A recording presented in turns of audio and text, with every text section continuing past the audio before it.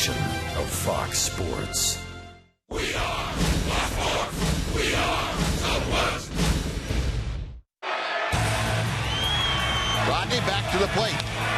Ground ball to short. A high flip and everybody's safe. First pitch. Way inside all the way to the backstop. And carries away. Here comes Cleveland. He scores. It's a tie ball game. 2-0 pitch. Hooper to left center. Down for a hit. The Rangers win it. Leonis Martin. Another walk-off victory for Texas.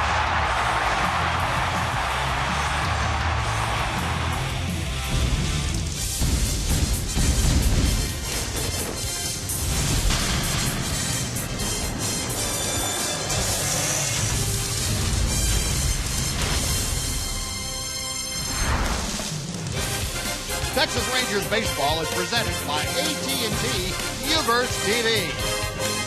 Welcome to Globe Life Park, a drizzly afternoon, and it was just 15 hours ago that the Rangers walked off against the Mariners, their fourth walk-off win of the year. They hope to keep the magic alive as they finish the series against Seattle. And welcome in, everyone, along with Tom Green, Steve Busby. Glad you could join us, and we'll see if that magic can continue. It was quite a night last night for the Rangers. A very improbable win, but a big one nonetheless. And today, Tanner Shepard tries to get into the win column. He has pitched better each time out. Yeah, he struggled, especially in his first start, Buzz. In his first two starts, he only threw 9 innings. He threw a lot of pitches, gave up a lot of hits. But in his last start, it was much better. He pitched 7 innings. He only gave up 4 hits, but he gave up 5 runs because in the 4th inning, he gave up all 4 hits in a stretch of 6 hitters, including a 3-run homer.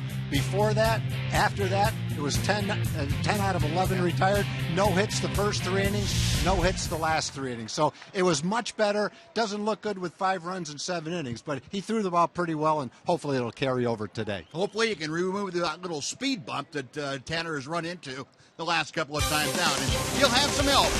Leonis Martin riding a hot streak as far as winning ball games while the Rangers late.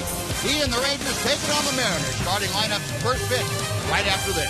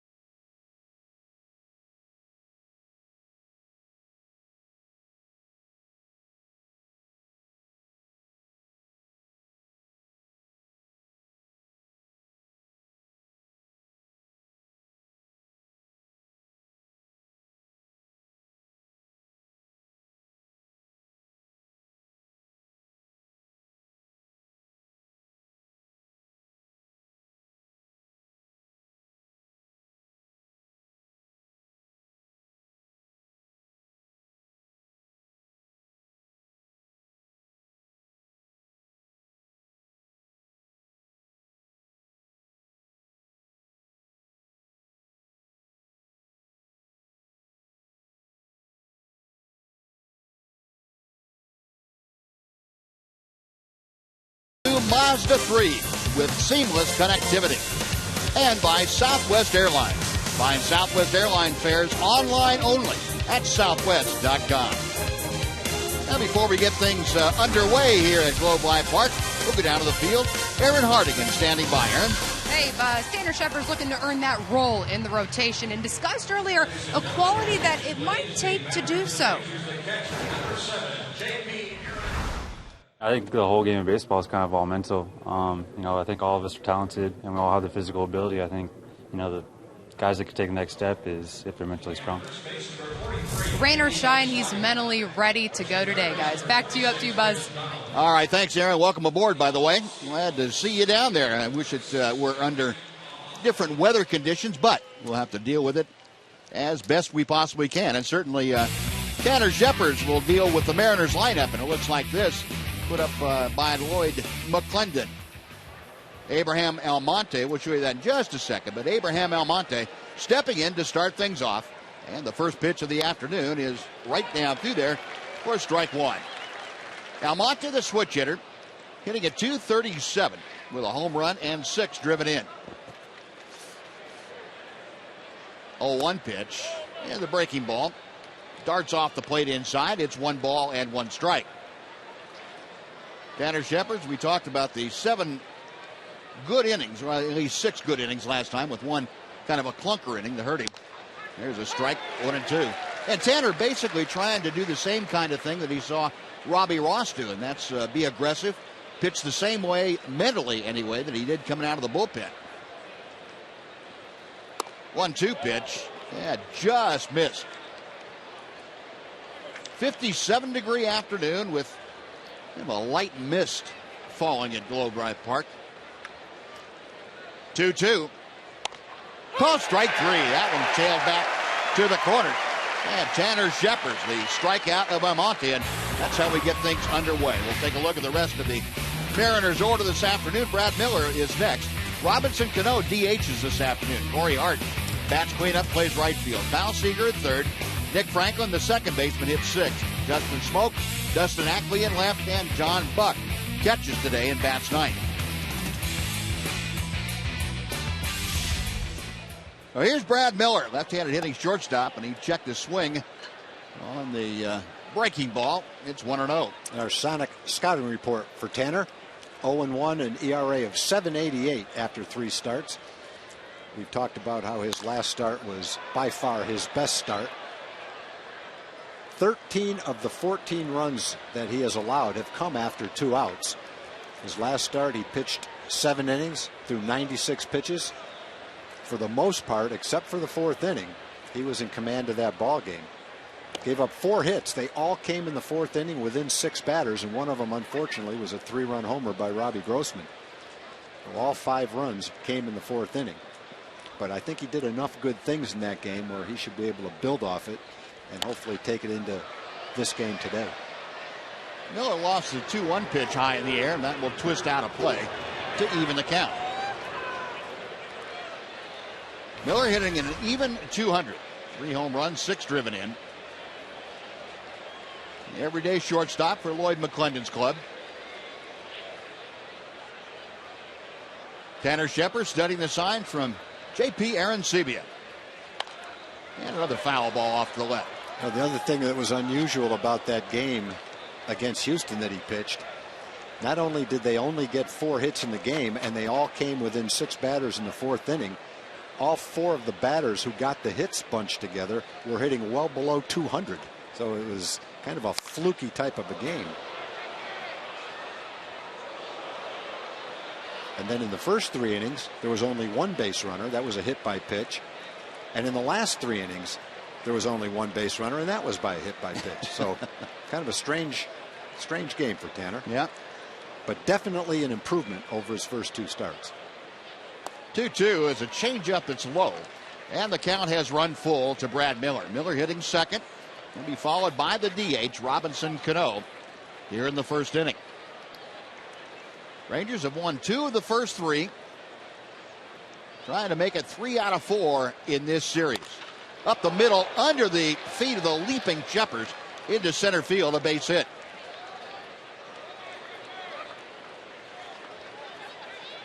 Now let's take a look at the Ranger defense. It's delivered to you by Fred Loya Insurance.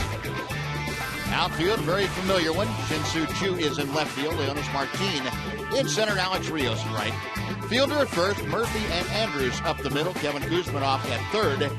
JP Arancibia catching. And you can see Donnie Murphy. 13 double plays leading American League second baseman. 1 on, 1 out. Robinson Cano steps in. Rangers have pretty well bottled Cano up in this series. Hitting .278, and he fouls that first pitch off. Cano, like a lot of the Seattle hitters, the first few games of the season, they had a couple of big offensive games. Got off to a really good start, was hitting well over 400. Slowed down a little bit lately, though. Hasn't hit a home run yet. Cano just 2 out of 12 in this series. And he gets fisted. Ground ball to the right side. Only play for Murphy is on to first. Safely aboard at second base, Brad Miller, but there are 2 outs now. And Corey Hart coming up. Boy, good pitch by Shepherd, right in on the fist of Cano. It pulled it a little bit and did not hit it hard enough to get the force out. But you're right, Buzz, that was a good pitch. And I know you always like to say to the left-hand hitters, if you're going to get it in, you're better off getting it in above the waist. And it looks like that's what he did on that pitch. Yep. Yeah, that's if you think the guy's swinging, that's a much better location than down. Yeah. Well, here's Corey Hart. Hart also hitting at an even 300. 3 home runs and goes against Shepherd, who fires strike 1. Corey Hart getting the start in right field today. He had DH'd the other 2 starts that he had in this series. Hart missing all of last year with a couple of knee surgeries, and the rehab process took him into the offseason. There's a strike, 0-2. Hart questioning look back at Will Little, the home plate umpire, as if to say, wasn't that low? And Little said, no, I wouldn't have called it a strike if it was low. Or something to that effect. Yeah. And our Fox tracks shows that it wasn't low. Now the 0-2. A defensive swing by Corey Hart, able just to get a piece of that breaking ball. Hart, 3 or 4 good years with the Milwaukee Brewers. Very, very good. The 87 home runs in the 3 years from 2010 through 2012. The 6th most in the National League. 0-2, high and tight. Shepherd's running that ball up and in to the big right-handed hitter. Hart 2 for 8 with a walk against the Rangers in the first 3 games of the series. Got Miller at second. The 1-2 pitch. Check swing. He did not go around. And that evens the count at 2-2. Rod Washington, Tim Bogar keeping an eye on things, and Wash was still pumped up today. We were talking to him before the ballgame about last night. He was fired up. I think comebacks like last night pump you up even more than a normal walk-off win when you've got a 1-run deficit against a guy that's been a pretty good closer, and there's 2 outs and nobody on. You just don't really see it coming. And obviously they have to get a break here and there. The Rangers got a walk, a wild pitch, an error that all helped. It started with a rather harmless ground ball single by Kevin Kuzmanoff, and Leonis finished it off with a base hit to left center field. Payoff pitch, chop foul. We'll try it again. Now you get the job done the way the Rangers did, like in the 8th inning. You showed that sacrifice fly. Michael Choice getting the job done, and that really sets up the chance for you to make your own breaks. And Rangers got that done in the bottom of the 9th inning. 3-2 with 2 out. Chopper foul outside third. Corey Hart up there spoiling some pretty good pitches by Tanner Shepherd. Hart signed as a free agent back in December with the Mariners. Mariners making an effort to bring in some more offense. Robinson Cano, Hart, Logan Morrison. Shepherd's ready once again. Outside, not by much. Ball 4 to Hart, puts 2 aboard for Kyle Seager.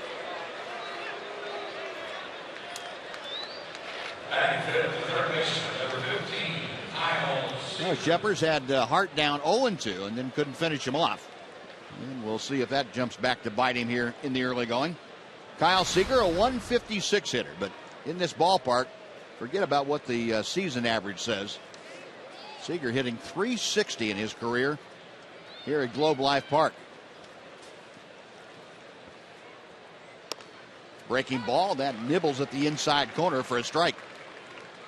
I'm talking about Cano, hasn't hit a home run yet. Seager hasn't hit a home run either. He's hit 42 home runs the last 2 years, 20 and 22. So he's got a little bit of power. Miller at second, Hart at first. The 0-1 pitch, way inside. Made him twerk a little bit out of the way. Tanner's going to be throwing his 27th pitch to the 5th hitter that he's faced in the game. Managed his pitch count very well in his last start against Houston, under 100 pitches for 7 innings. Tried to hit the inside corner and just missed. It's 2-1.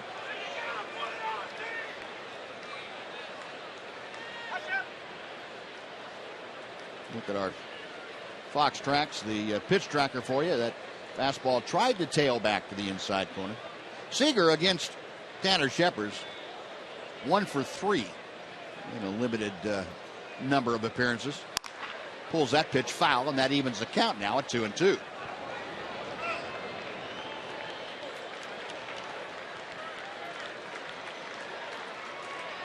Shepard's 11 career relief appearances against Seattle. He comes in with a 1-1 record, a 169 earned run average against the Mariners.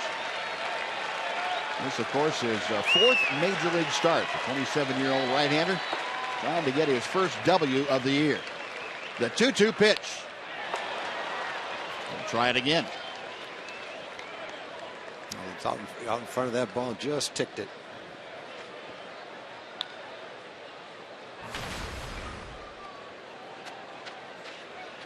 Seager this year 2 for 7, 286 the average with runners in scoring position. He's got Miller at second. Had a 1-out single and pushed over there by a Robinson Cano ground out. Then Corey Hart walked with 2 outs. And Kyle Seager at the plate, a count of 2 balls, 2 strikes. In the air, shallow left field. Andrus going out. Chu coming on a long way for Chu. Peering up between the drops of rain, and he makes the catch. And that'll do it. A 29-pitch inning for Tanner Shepard. But the Mariners are gone. No score after a half inning.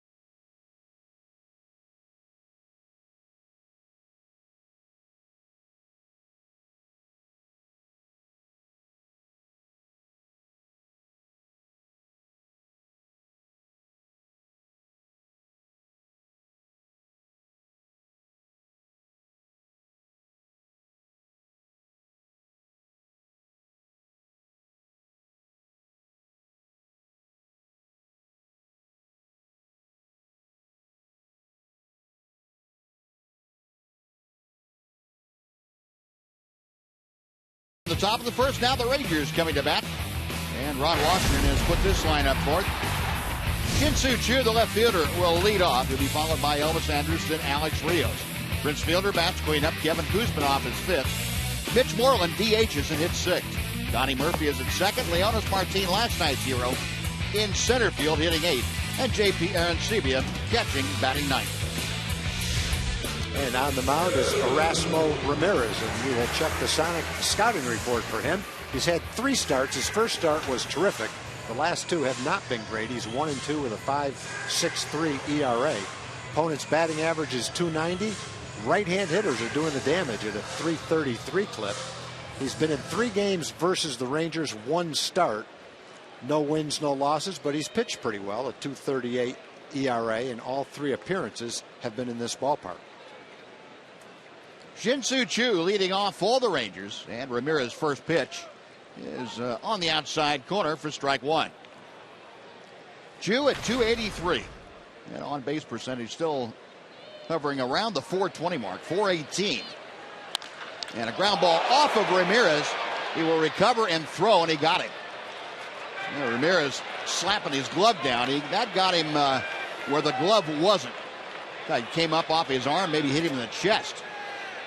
He took the full brunt of that one hopper from Shin-Soo Choo. Choo hit that ball hard. He's lucky he didn't hit his pitching hand. Looked like it hit his glove, but not in the pocket of his glove, maybe in the heel of his glove. Checking his thumb there. Make sure that it still works. It does.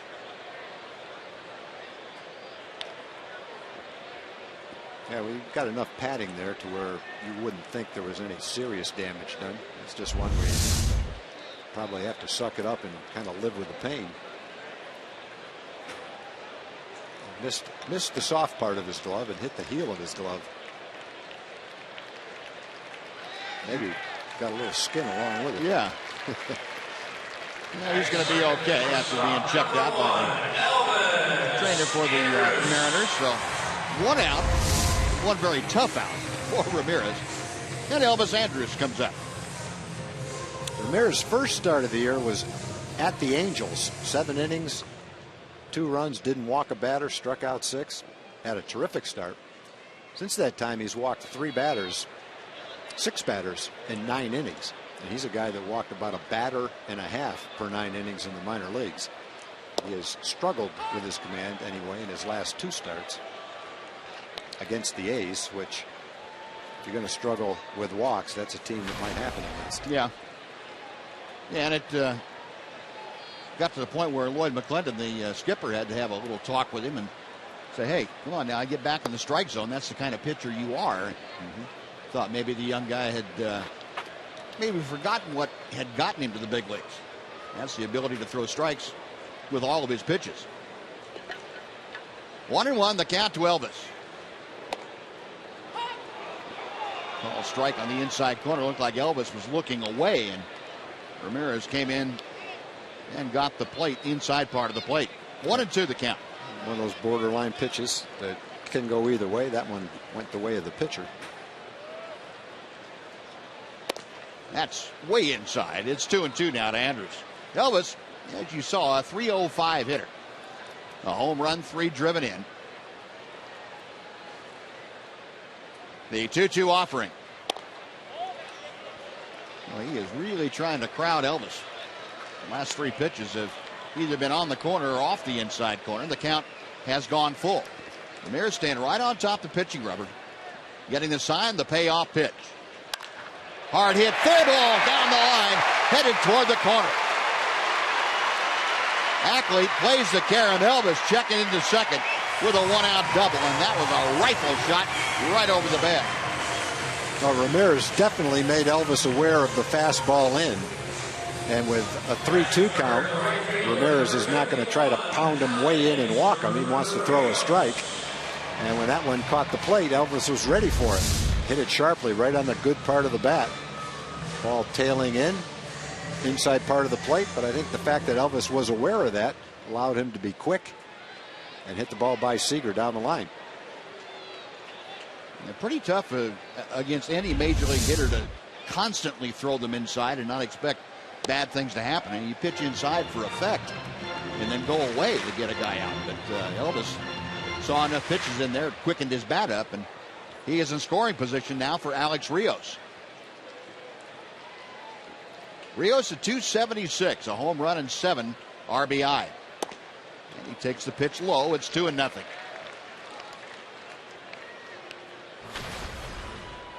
Ramirez had a great spring training. He was 3-0 with a 1.14 ERA. 5 starts and a relief appearance. So he earned his spot in the rotation with a great spring and a couple of injuries. Changeup right there with some good movement on it. 2-1. Rios 1 for 4 against Erasmo Ramirez. 1 on, 1 out. Elvis at second after the double. Ramirez checks him and misses tight. It's 3-1. Ramirez working himself into a little spot of trouble here in the first. Rios hitting third. He'll be followed by the cleanup man, and that is Prince Fielder.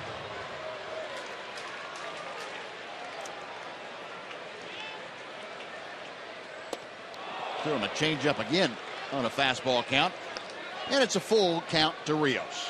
3 balls, 2 strikes. The infield around to the left, a couple of steps. Outfield basically straight away against Alex Rios. Ramirez with a 3-2 pitch. Foul tipped into and out of the glove of John Buck.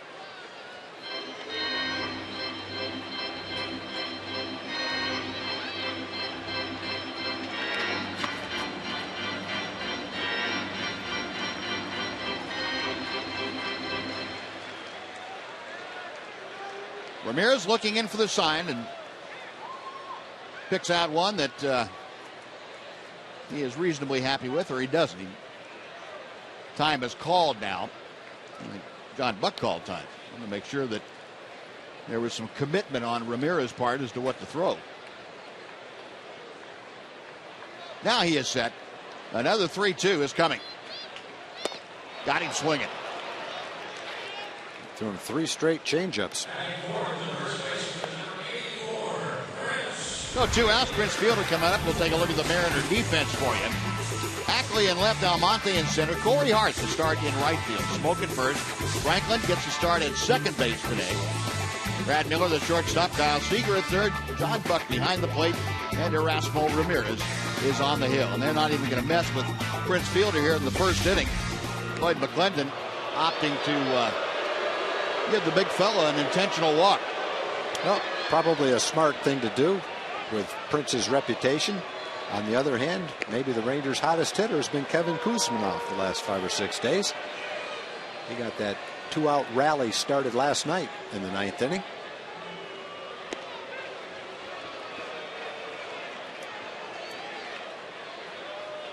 So Fielder drawing his 5th intentional walk of the year.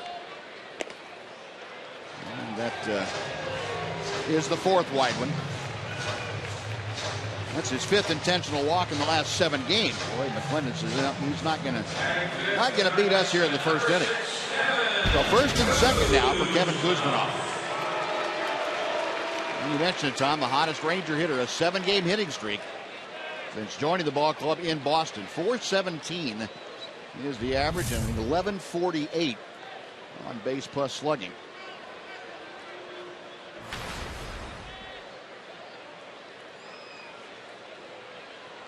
Kuzminoff 9 for 23 on this homestand. He's got Andrus at second, Fielder at first, 2 outs in the bottom of the first inning.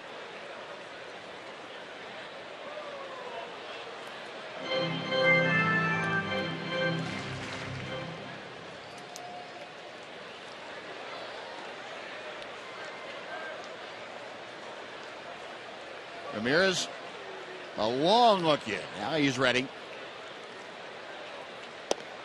And he deals strike 1. Off-speed pitch again.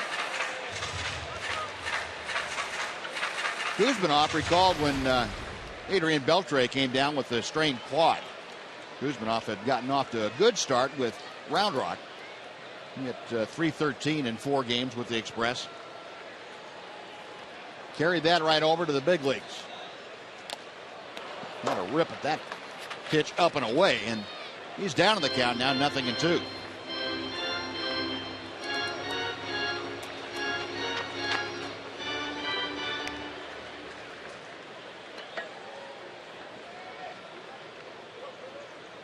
Ramirez about ready to throw his 22nd pitch of the first inning.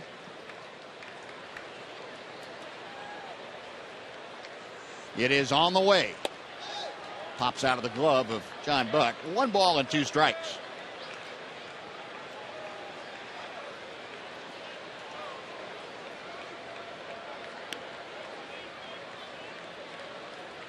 I would say it feels like this game is being played underwater, but it might be in a few minutes.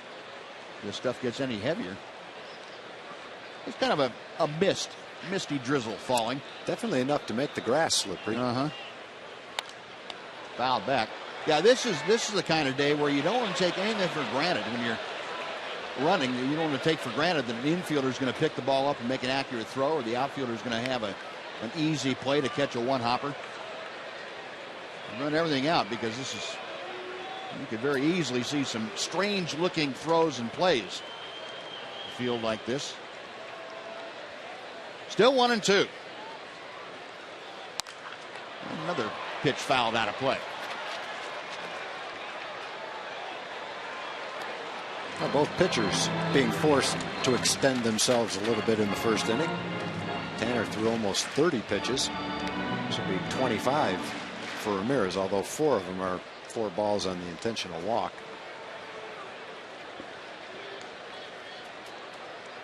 Elvis getting his lead from second. Ramirez will check it. Ground ball, foul outside third. And we'll try it again. Kuzminoff hanging tough.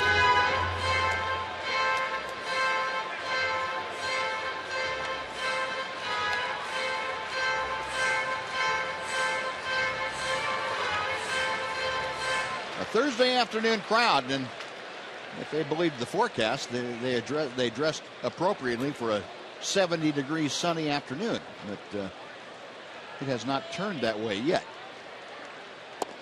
Low and outside. Kuzminoff able to lay off. The count is now even at 2 balls and 2 strikes.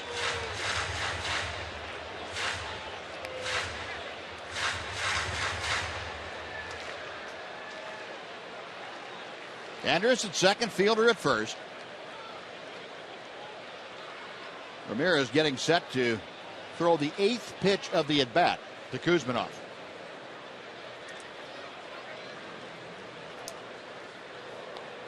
Right-hander, a set and a check of second.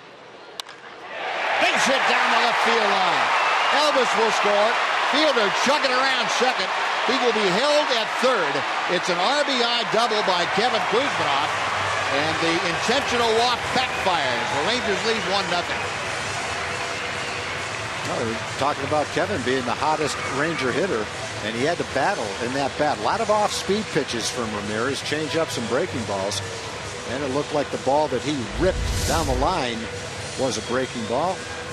Hanging slider right in the middle of the plate, a little on the inside part of the plate, right in Kevin's wheelhouse. And he hit that ball hard. Picks up the first run of the ball game, and Mitch trying to pick up a couple more. Second and third now with 2 outs. For Kuzminoff, his 4th double since joining the ball club. 4 doubles in 11 hits.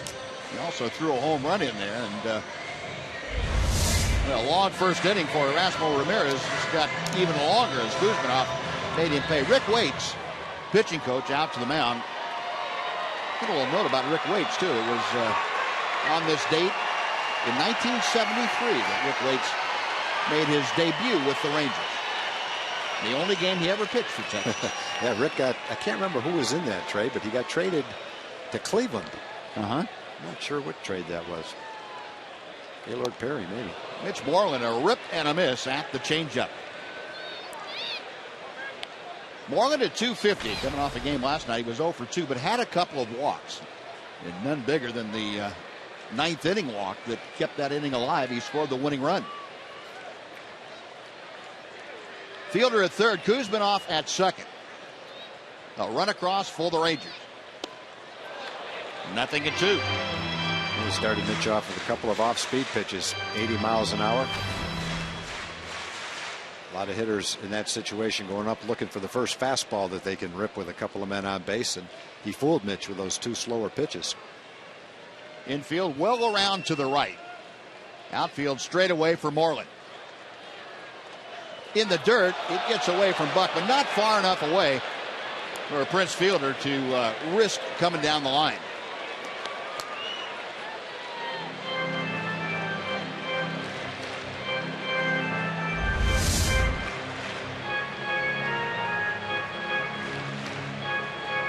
This isn't Prince's first rodeo. He knew how far that was.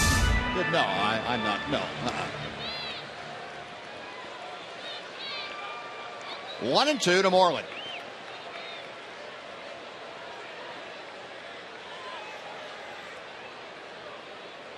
Now Mitch tired of waiting. Rangers a run on 2 hits and an intentional walk. Moreland trying to cash in fielder at third and Kuzminoff at second. Little tapper foul. We'll try it again at 1-2. He waited a little bit longer that time. Instead of a swing and the miss, he just tapped it off the end of the bat. Wait the same amount of time again, he'd be right on it this time.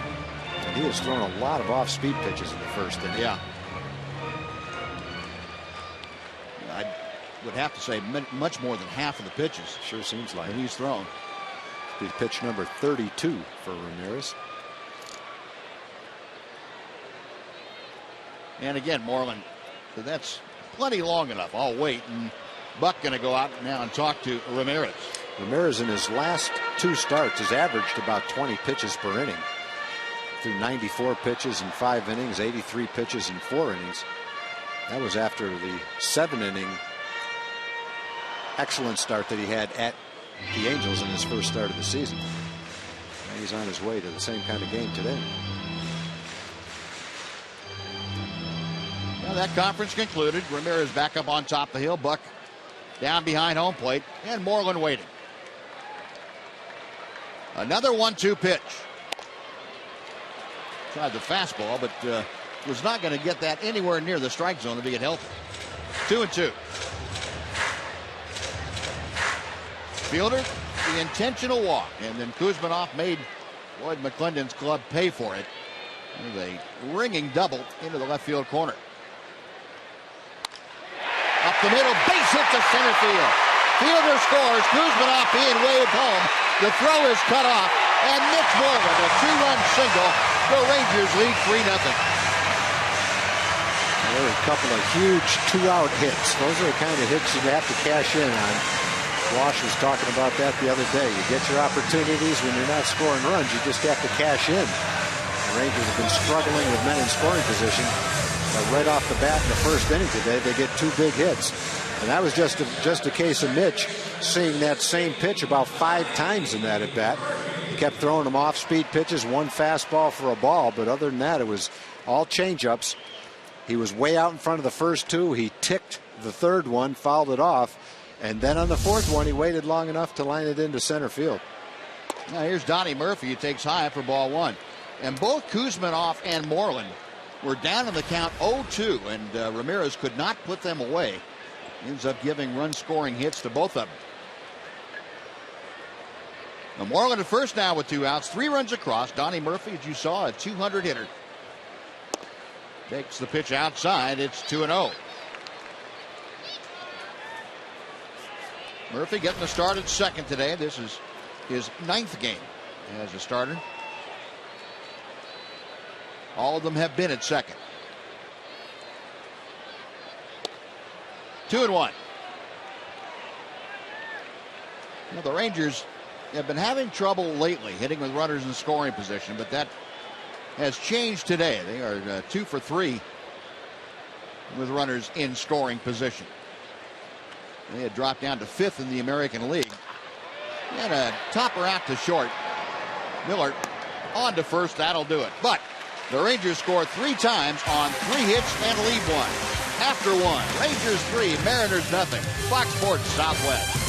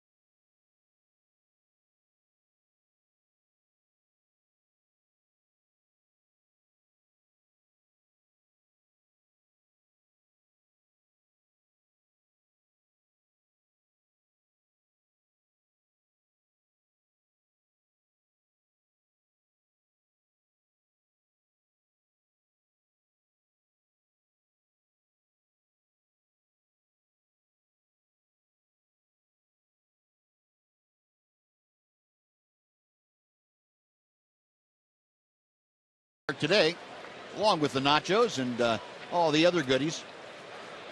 Light drizzle falling. It has not bothered the Ranger bats as they tally 3 runs in the bottom of the first. Now Tanner Shepard with that 3-run advantage goes to work in inning number 2. And a swinging strike from Nick Franklin.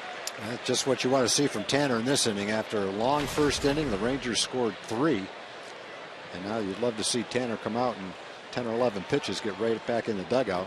Let the Rangers hit again. That pitch on the inside corner to Franklin. 0-2. But Tanner Shepard in his last outing had an early lead. 1-0 after 1, 2-0 after 2, and then had that disastrous 4th inning. Gave up 5 runs. And hopefully he's been able to learn from that and call strike 3. Franklin, you have to learn a little bit from that as Will Little rung him up. 1 gone. And let's go over to say hello to Jim Knox. Jim? I appreciate it, Buzz. Hey, these kids have a great idea. Skip school today. Watch the Rangers play. Yeah? Thumbs up on that one. All right, you bet. Way to go, Dad, Mom. Community Corner this afternoon, we're talking about, do you want to see Eric Nadale's Ben Freak Award presentation in Cooperstown this season? You can do so. Hop on a private plane. That's right. You can make it happen. One of the many auction items on the auction block this season, the Rangers Triple Play event, sponsored by Park Place Dealerships. To find out more information, log on to TexasRangers.com/Triple Play. Buzz? All right, Jim, thank you. Now, 1 out here in the second inning. Justin Smoke, who has really been a thorn in the side. Tanner Shepard hits the ball as hard as he has against Shepard, but it's right into the glove of Prince Fielder for out number 2. Yeah, tough at bat. Got a pitch down and in, ripped it. But we got a guy playing there. Looks like it's headed down the right field line for a double, but there's a big first baseman standing there ready to catch it. You can see how that ball was hooking toward him, almost like a hard slider. You've been a guy there for 160 years. Pretty much. Oh, Tanner pouring the fastball in. He's had 2 strikeouts. Almonte and Franklin both looked at 3 fastballs. Dustin Ackley now hits one up the middle. That'll make its way into center for a 2-out single. Well, Ackley went down and got a pitch out over the plate, and he is one of the hotter Mariner hitters. He continues that streak as he gets the 2-out single. With Ackley at first base, it will be John Buck stepping in.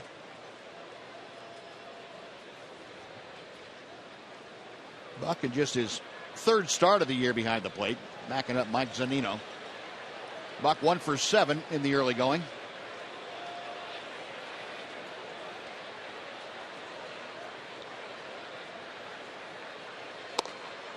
One ball, no strikes. Buck, well-traveled veteran catcher. Split time last year in the Marlins or Mets and the Pirates. On the Pirates for their playoff run. Originally came up with Kansas City. His 11th major league year. He's also spent time with the Blue Jays and with the Marlins. Now with the Mariners. Shepard's 2-0 pitch. Ouch. That right might on be the out of here. fist. No, not quite. Wind gun. So did Prince Fielder, and that'll do it. No runs a hit, 1 left for the Mariners. A shutdown inning for Tanner Shepard. On to the bottom of the second, 3-0 Texas.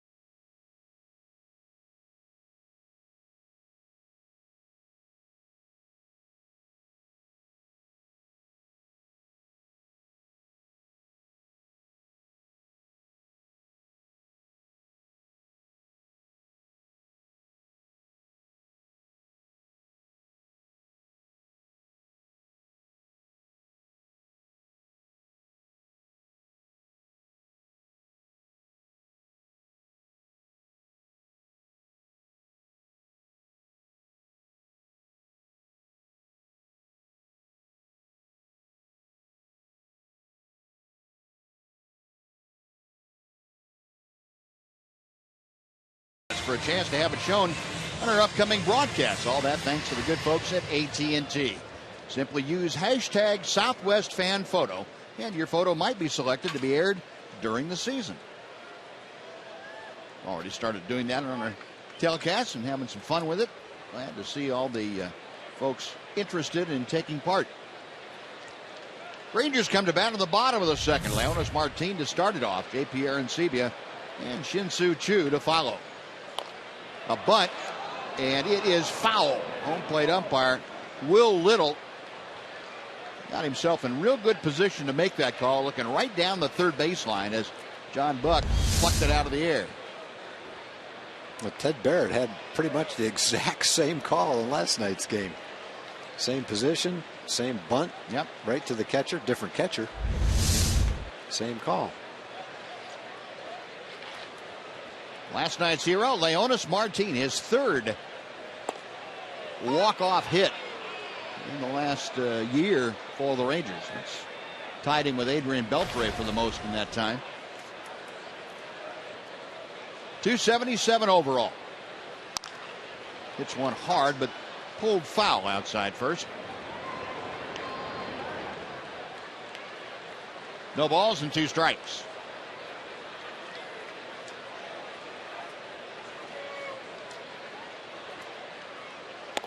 Got him swinging.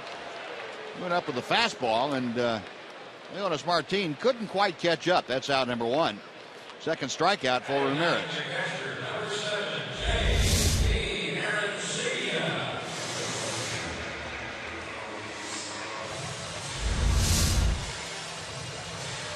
Now the number 9 man, J.P. Arancibia. J.P. off to a very tough start swinging the bat. Just 0-83.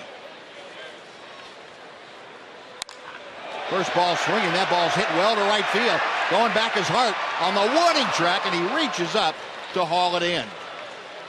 Well, you know, Buzz, it seems when you're struggling, you hit a ball like that, it's caught. You're in a hot streak, maybe the right fielder slips, doesn't get to it, it's a double. And when you're struggling, it seems like everything you hit, somehow there's a fielder there to catch it. That ball was hit pretty well to right field. In the old days, that's the kind of ball that the jet stream would have blown out of here. You're right. But on a day like this, you got to powder it to get it out of here today. And a nice play by Corey Hart out there in right. So 2 gone. And Shin-Soo Choo takes a strike on the off-speed pitch. Choo hit a scorcher back to the mound that hit Erasmo Ramirez about 6 different places. He was able to regain control of it from the ground and throw him out. So Choo 0 for 1 today.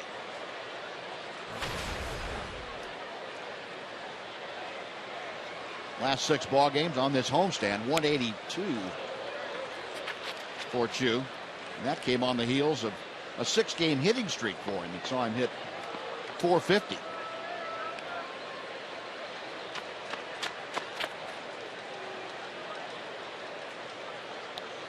A ball and 2 strikes, 2 outs, bases empty. Now 2-2.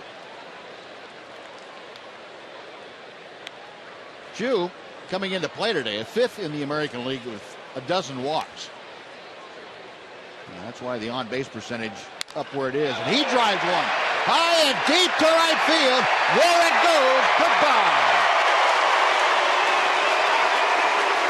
Shin-Soo Choo, his first Ranger home run. It is 4-0 Texas. Well, when you hit him like that, you don't have to worry about no jet stream. He got that one up in the air with authority. Here's a guy that perfectly capable of, in the leadoff spot, hitting 20 home runs in the season, and it shows you why right there. A pretty good power display. Hit the ball hard his first time up as well.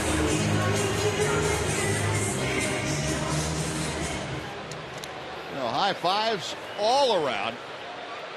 Choo getting his first Texas Ranger home run, and Elvis Andrus now takes outside for ball 1. Another look at it. He waited on that with a nice swing. The ball came right down in the middle of the plate, it looked like. And the ball came down 404 feet later. That's the big thing. Elvis doubled and scored in the first inning. Makes low. It's 3 balls and no strikes.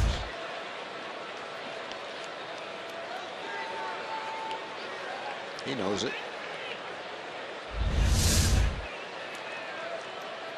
Saying to himself, that isn't out. I'm playing in the wrong ballpark.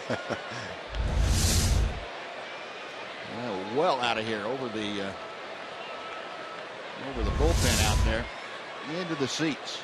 8th Ranger home run of the season. And Elvis a rip and a miss. And it makes it 3-2.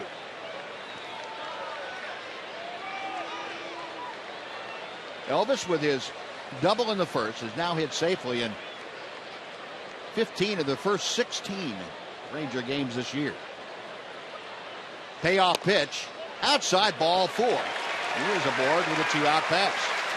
For the Rangers, who scored all 3 of their runs in the first with 2 outs, have done the same with their home run here from Jew, and they've gotten Elvis aboard to follow that up. Alex Rios now will step in.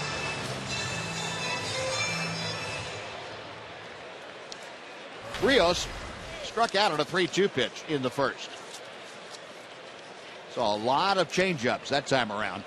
There goes Elvis. The pitch is outside. The throw to second is late. And Elvis with the stolen base. That is his 5th steal of the season. We saw John Buck throw from his knees, and that really is just the catcher's way of saying, I don't have much of a chance, but I'm going to give it a shot. Knows if he stands up to throw, he's got no chance. That's the way you can get rid of it the quickest. It actually makes a nice strong throw. Yeah. But not close at second base. Well, another man in scoring position. And Rios will step out. 1 ball, no strikes to count.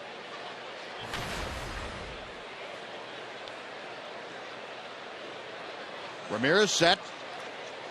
And the pitch is chopped toward third. It goes off the glove of Seager over toward the shortstop Miller, and everybody will be safe.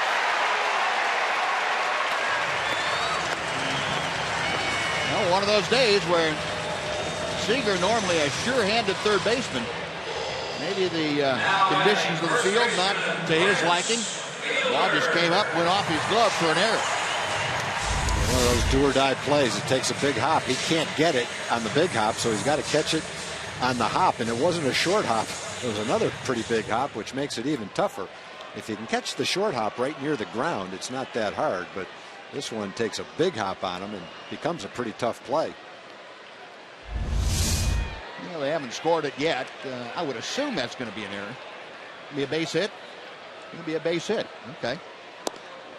Little hometown scoring for Alex Rios. So runners at the corners, regardless of how you scored it.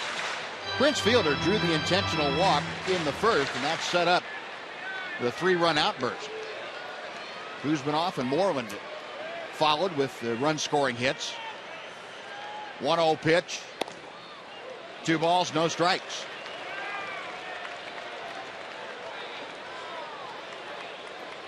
Now Buck headed out to talk to the 23-year-old Erasmo Ramirez. Lloyd McClendon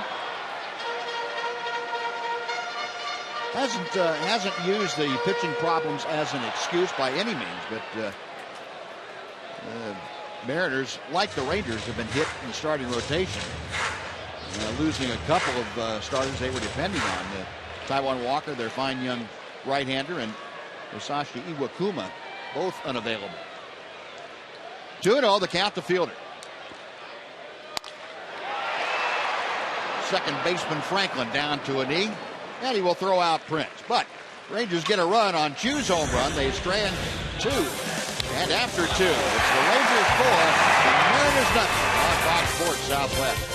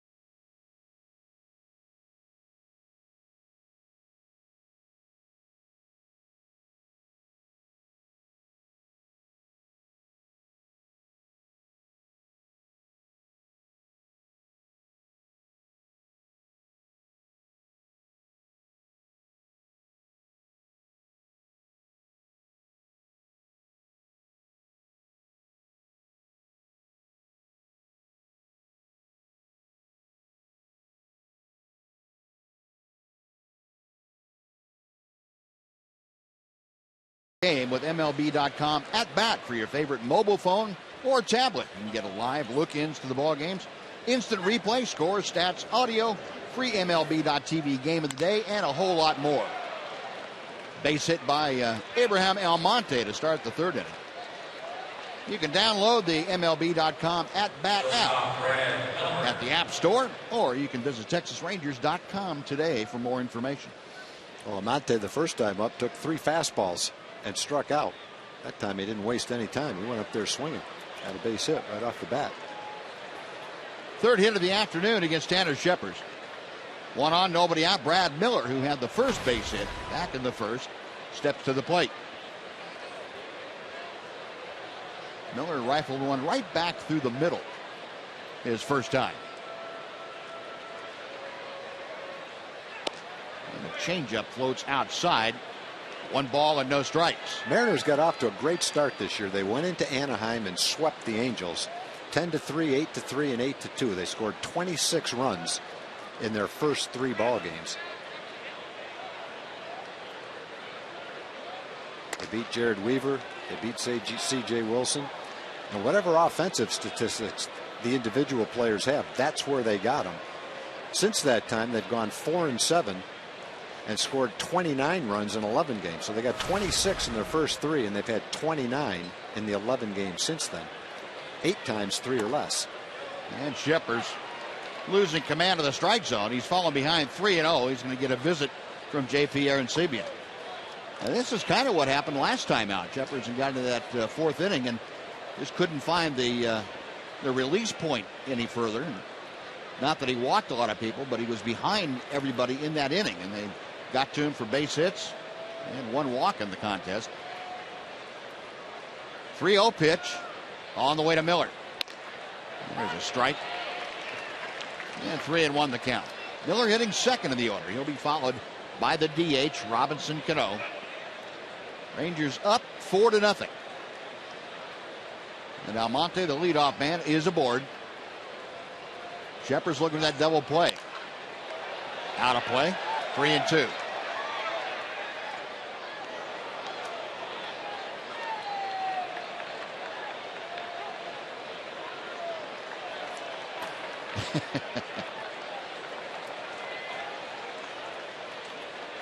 Get high fives for you taking that foul ball home. Payoff pitch from Scheppers. There goes Almonte. The pitch is outside. Ball 4, and that puts 2 aboard with nobody out in the heart of the order coming up. Yeah, Tanner in his last 2 games has walked 1 batter in each game. 2 walks in 12 innings. That's his 2nd walk today, and that one comes at a time where you really don't want to see a walk. Rangers jump out to a 4-0 lead. It's one thing to throw a strike, give up a base hit. That can happen to anybody. But before Cano comes up, Brad Miller is not the kind of guy you want to walk. Cano grounded out weakly to second base back in the first inning. Rangers play him just about a step around to the right. And Scheppers fires a knee-high strike. That's better. That fastball about 94 miles an hour, knee-high. Good way to start off anybody. Cano, as you see, at 273 for the season. Hits this one well to right field. Going back is Rios. That ball's gone. Cano reaching out and driving it into the seats in right field. A 3-run home run. And it's now a 4-3 Ranger lead.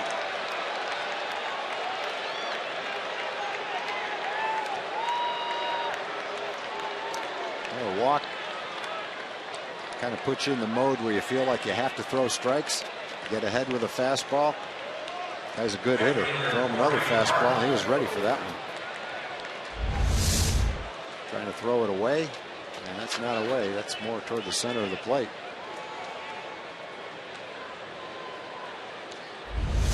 So Cano with his first Seattle home run. A 3-run Jimmy Jack. And it makes it a 1-run Ranger advantage. The base is empty for Corey Hart, who drew a walk his first time. Ball 2 is outside.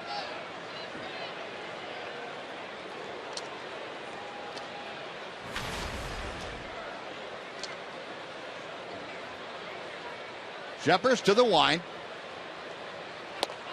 And a swinging strike. 2-1 the count.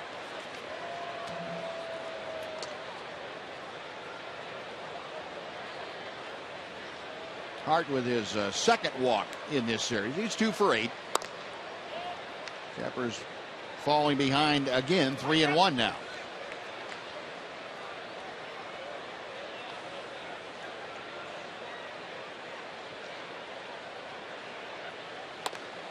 Now 3-2. Shepard's 54 pitches, 33 strikes thus far. We play with nobody out in the third inning. 3 runs across for the Mariners. Payoff pitch. We're going to have a tie ball game. That's going to come down midway back in the bleachers in left field. And Corey Hart with his 4th home run of the year for Seattle. It is 4-4.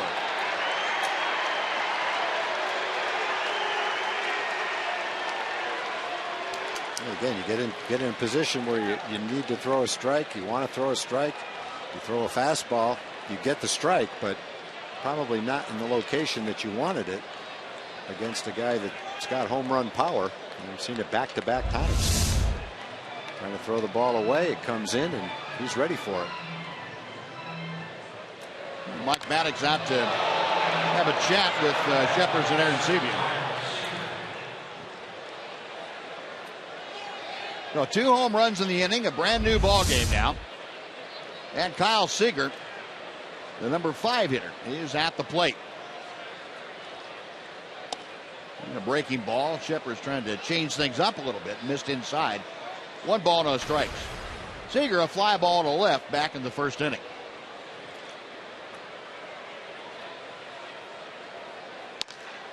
Fastball inside also. It's 2-0.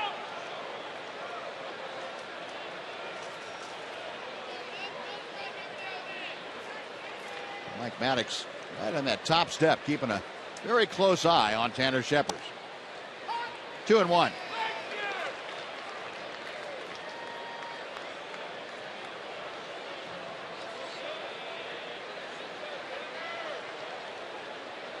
You talk about having the wind taken out of your sails. Hard hit, but pulled just foul down the first base side. Yeah, the Rangers spent a long time building up that 4-run lead, but it didn't take long to make it a 4-4 game. And that is a lot like the Astro game. Within a span of about 10 minutes and 6 batters, they'd scored 5 runs. And it's 4 batters this time. Just about the same amount of time for 4 quick runs. And just getting some action starting out in the bullpen. Hector Noesi, the former Mariner, up and throwing. 2-2 to Seager. He's back in there after getting a new piece of lumber. Gets one off the end of the bat, a kind of a cue shot out to Elvis. There's out number 1 as Seager grounds out. Now time for a Mazda game break. Here's Dana Larson. Dana? Second baseman, Franklin.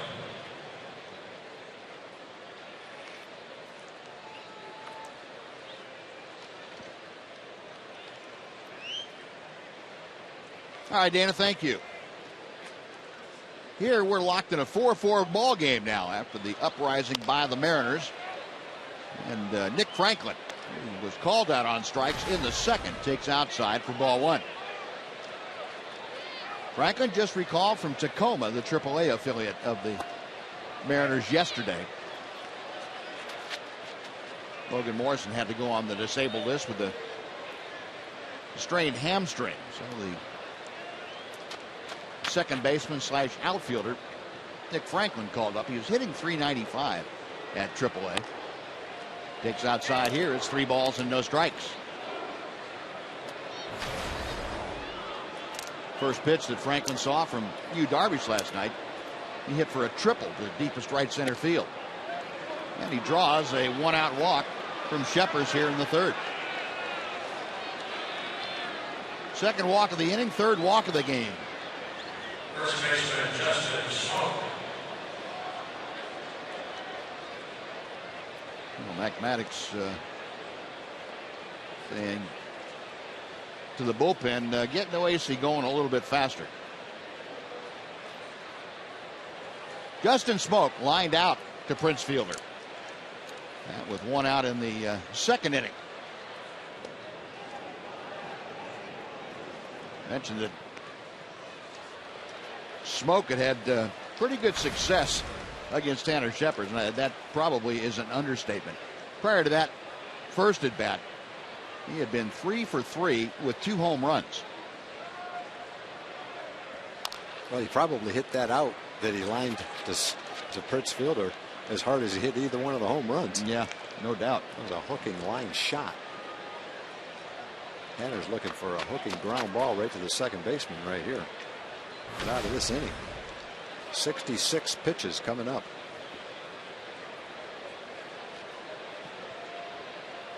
Infield at double play depth and shifted around to the right. Shepard again will drive Franklin back.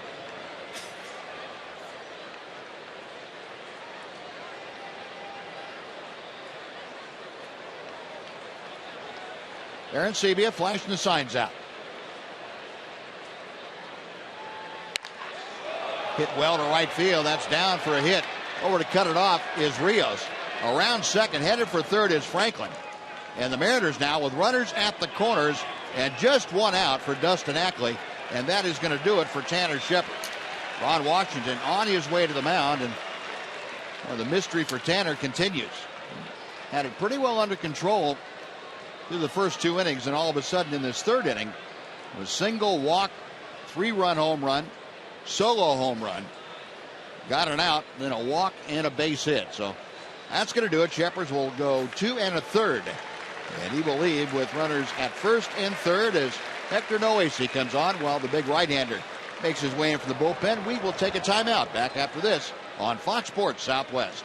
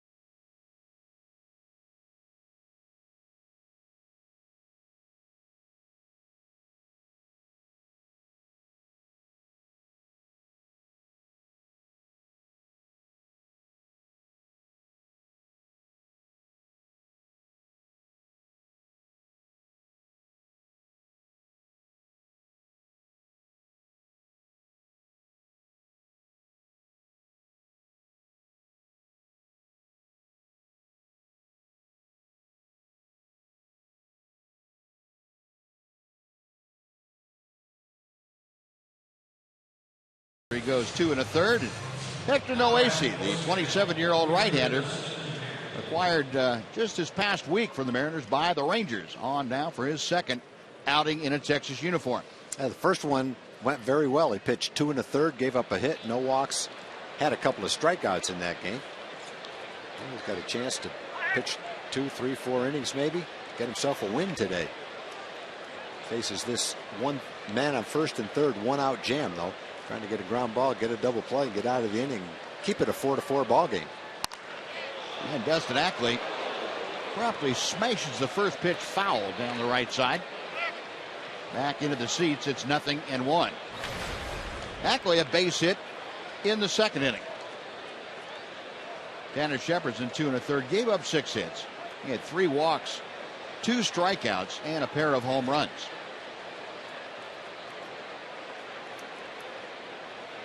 Noesi okays the sign and sets. To center field, Leonis Martin can't get there, and it's by him all the way to the wall. 1 run is home. Around third coming in is Justin Smoke. He will score standing. It is a 2-run double for Ackley, and the Mariners make it a 6-run inning. They lead 6-4.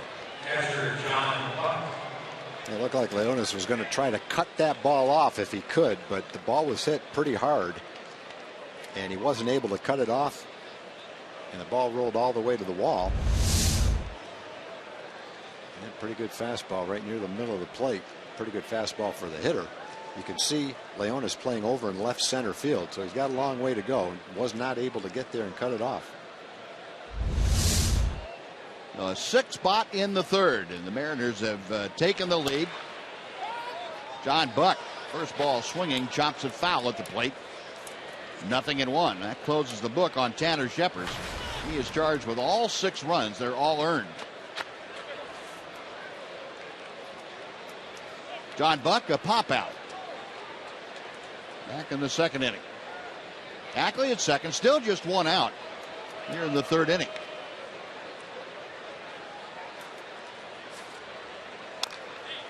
And the pitch fouled away again, 0-2.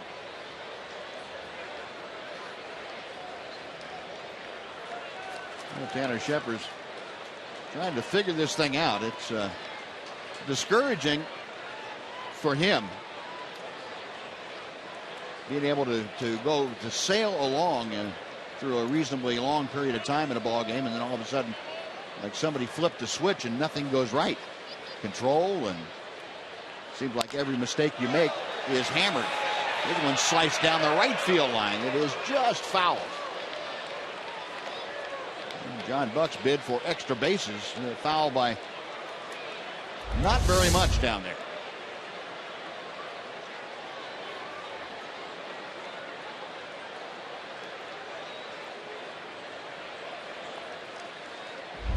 To the count.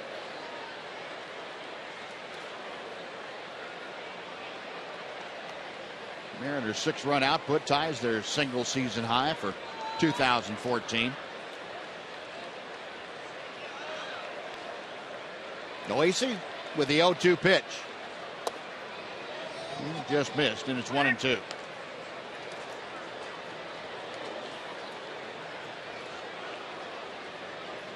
Noesi, originally signed by the Yankees, a non-drafted free agent back in 2004, December of that year. Mariners got him along with Jesus Montero for Michael Pineda and Jose Campos. It was prior to the 2012 season. That pitch in the dirt, and the count evens at 2-2. Rangers acquired him from Seattle, who had designated Noesi for assignment. Rangers agreed to send a player to be named or cash considerations to Seattle for Noesi.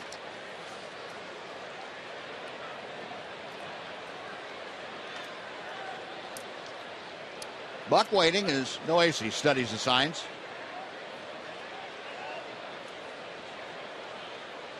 Now the 2-2. And another foul ball.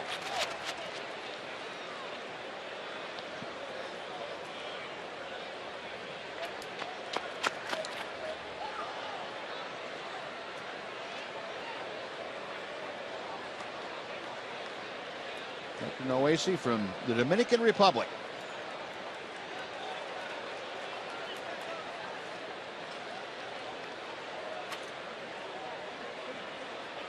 Right-hander agrees with Aaron Sebia. Another 2-2 pitch. Got him swinging. A good off-speed pitch by Noesi. The bottom kind of fell out of that. He gets his first strikeout. 2 away, and Abraham Almonte will bat for the 2nd time in this inning.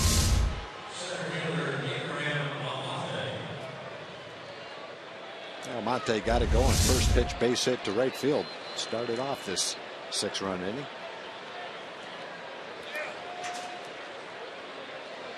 Almonte 1 for 2. And batting average currently at .246 for the year.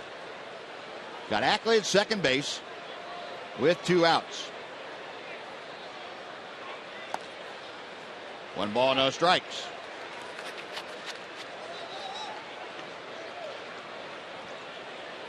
The last game that Tanner pitched, he mixed in some pretty decent breaking balls throughout the course of that game. This was a game where, for the most part, he's pretty much pitching with his fastball. If you were a hitter, you could forget about a changeup. He might have thrown a couple of them. Didn't have real good command of his breaking ball. And so they could go up there and look for the fastball, and they got some fastballs to hit in the third inning. Took advantage of it. Didn't miss any of them. I think, too, the one thing I saw, Tom, from Tanner today that didn't work last time, didn't work this time, is that when he started having problems, it looked like he tried to rear back and throw it even harder. And your command really suffers when you do that.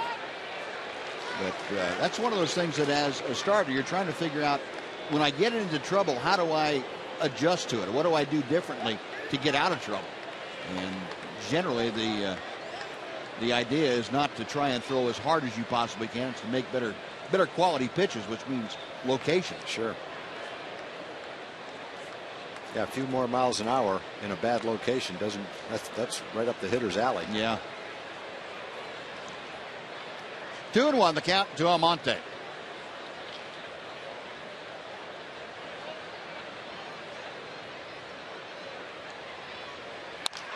And he skies it to center field. Hit pretty well, but plenty of room out there for Leonis Martin.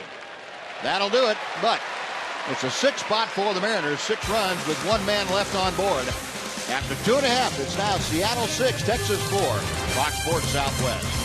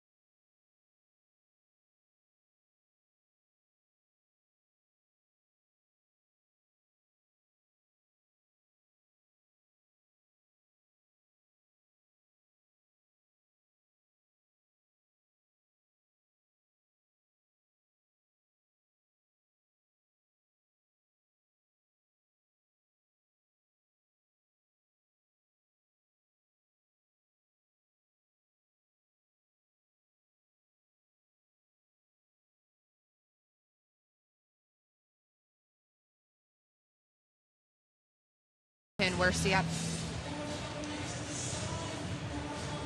Welcome back to Globe Life Park in Arlington, Texas, where Seattle currently leads the Rangers 6-4. Kevin Kuzminoff coming up to the plate. He's been seeing the ball real well as of late. Ron Washington discussed what exactly has been clicking for him. He's a professional. This is not his first time in a major league season. He's been a very good player when he was playing with the San Diego Padres, and his experience, anything that can happen out there on the baseball field, he's already been a part of it. And in his good days, he can swing the bat. And right now, it looks like we're getting his good days back. He now has a hit in all 8 games as a Ranger, looking to add to that right now, gentlemen. All right, Aaron, thank you. Yeah, an RBI double his first time up and scored a run. Rangers now playing from behind as they trail 6-4. Erasmo Ramirez drops a breaking ball in. Kuzminoff now with 6 RBI. That is tied for second behind Alex Rios for the club lead. It's that breaking ball that is a little bit wide.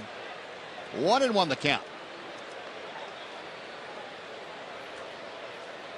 Ramirez next to the pitch, and that bounces in there. It's 2-1. Kuzminoff to be followed by Mitch Moreland and Donnie Murphy.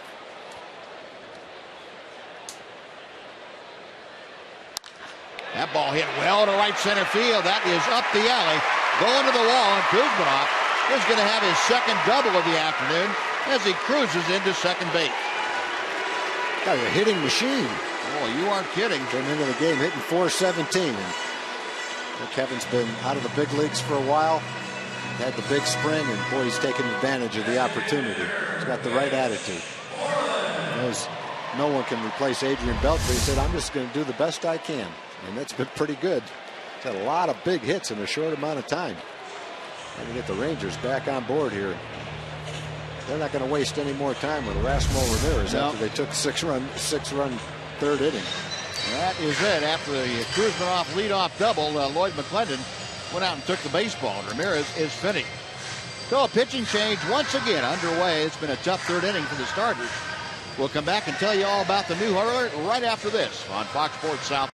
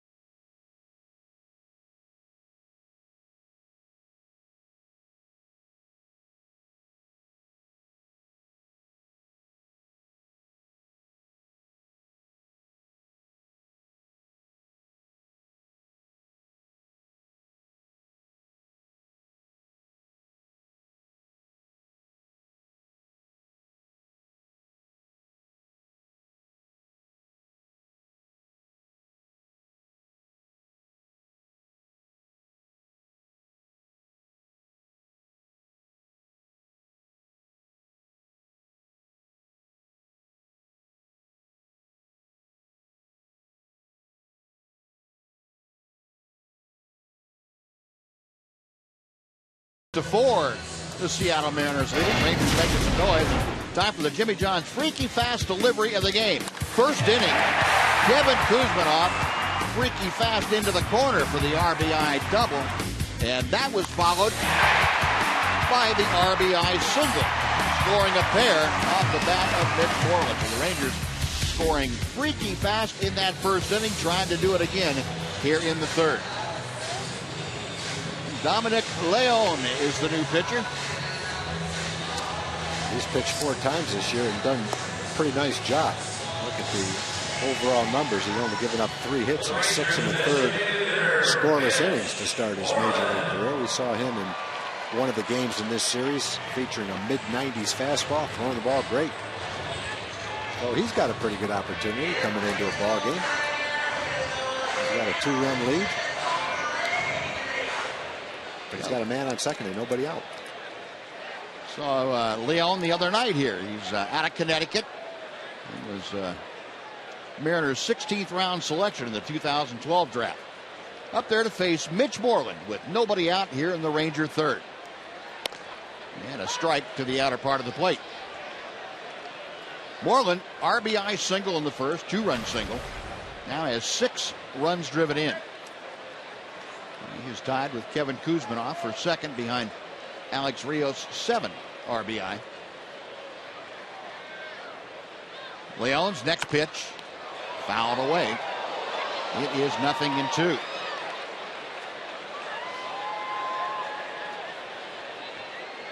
Leone went to Clemson where he was a teammate, shortstop Brad Miller.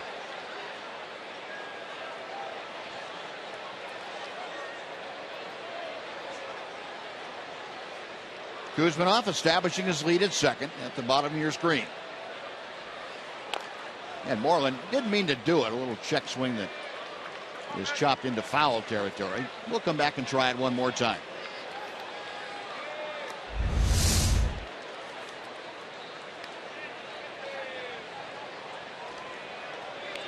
Mitch is saying, go foul, go foul. don't want that thing being fair. Right now, he's trying to get Koosman off to third at least. The Rangers kind of peck away at this thing. To left field. That is trouble. It is down right on the line for a base hit. Koosman scores into second with a looping double. Mitch Moreland. It's a 6-5 ball game. Well, it wasn't the hardest hit ball that Mitch has hit, but it certainly counts. The second RBI hit that Mitch has had. He lined one into center field with 2 outs for 2 runs in the first. And now he bloops this one just barely fair. Looked like a cut fastball up and in. Right near the foul line, down the left field line. And that will be an RBI double. Now Moreland with 3 RBI today. Back-to-back doubles. Here in the Ranger third, they're within 1. And Donnie Murphy at the plate, a ground ball to short, his first time. Low and inside for ball 1. Well, we've seen 3 shutouts in this homestand. The Rangers have won 2 games, 1-0. But this is not going to be one of those games. No. This might be 12-11 by the time it's over, the way it's going right now. A lot of base runners. Leon with the 1-0 pitch. And it's low and inside, 2-0. It's invariably going to be a battle of the bullpens, I would think you'd have to say. Yep. Neither starter getting out of the third inning. Well, Tanner Shepard's lasted longer than Erasmo Ramirez did by a third. And that pitch is low to Murphy, so he's ahead of the count, 3-0. Murphy hitting 7th in the order. Leonis Martin is going to be next. There's last night's hero. Leona, check of second. And misses way outside, ball 4. 2 aboard, nobody out. And Martin coming up.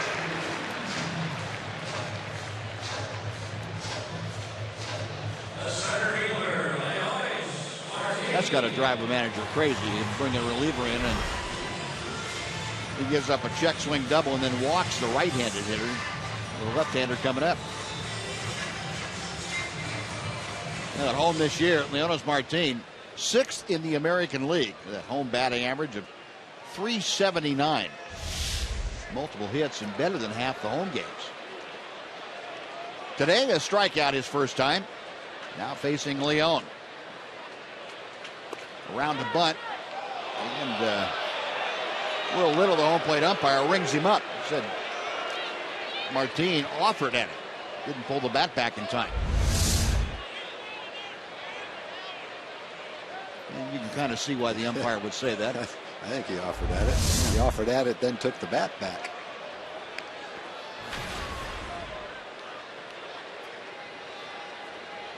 Dominic Leone talking to Kyle Seager, the third baseman, to see what kind of a bunt defense the Mariners might have on. 0-1 to Martin. Get around the bunt. The pickoff play is on this time. Mitch Moreland having none of that. That's one of Ron Washington's favorite plays. You get one of your base runners picked off on that same play that Wash has used. That'll make you a little upset. The hope is that the runner leads off more when he sees the shortstop going toward third base, and then the second baseman sneaks behind him. And Wash has pulled that off a couple of times. Yeah. Now Leona, check of second. Martin again around the bunt. Bunts through it. The throw to second is high. And Moreland scrambling back on all fours. Well, no balls and 2 strikes now. Now line one down the right field line for a double. Mitch was anticipating that he was going to get that bunt down. He wanted to get a head start toward third base. Luckily, Buck's throw to second was a little bit high. And when a guy bunts through on a play like that with a man on second, sometimes you do get a pickoff shot at second base.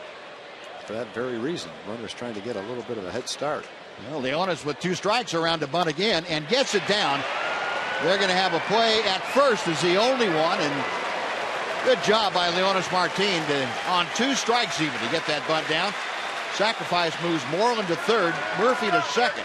They are there with 1 out for J.P. Arancibia.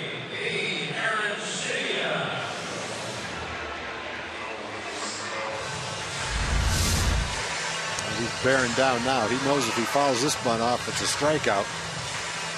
Well, it wasn't a perfect bunt, but it was good enough to get the job done. And considering it was a no-ball 2-strike count, it was an excellent bunt.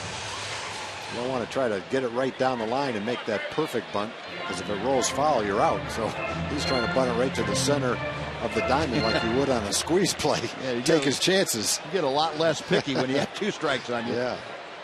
All right, the Mariner infield will play all the way back. Arancibia drove the ball to the warning track in deepest right center field his first time. That pitch all the way to the backstop, and it comes right back to Buck the catcher. That's what could have happened last night. Last night it bounced down the third baseline.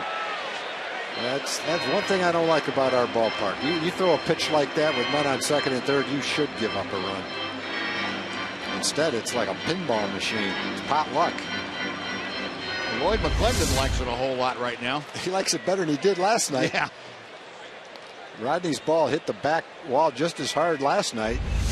Only it caromed right down the third baseline, and a run did score. 1-0 pitch.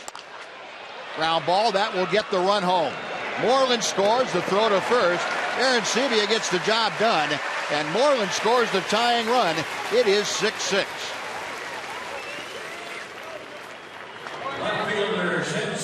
Arancibia with his second RBI of the year.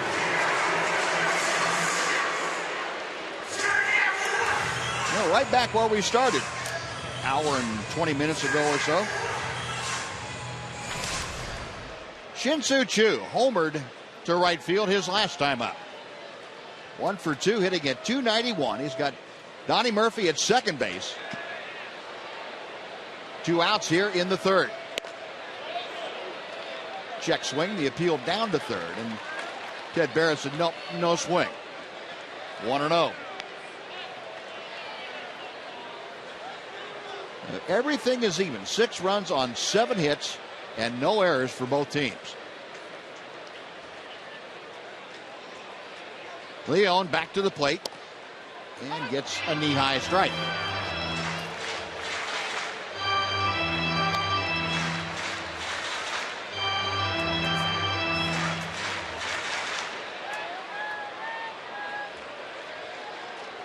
Book on Erasmo Ramirez is closed.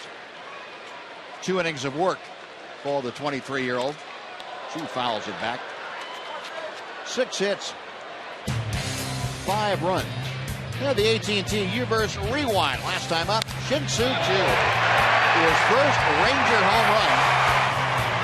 Well into the lower home run porch.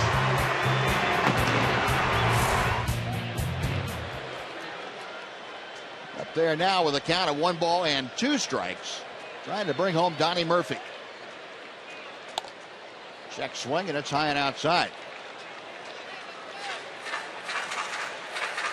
The line for Erasmo Ramirez in his 2 innings plus, he gave up 6 hits, 5 runs, all of them earned on 2 walks and a couple of strikeouts.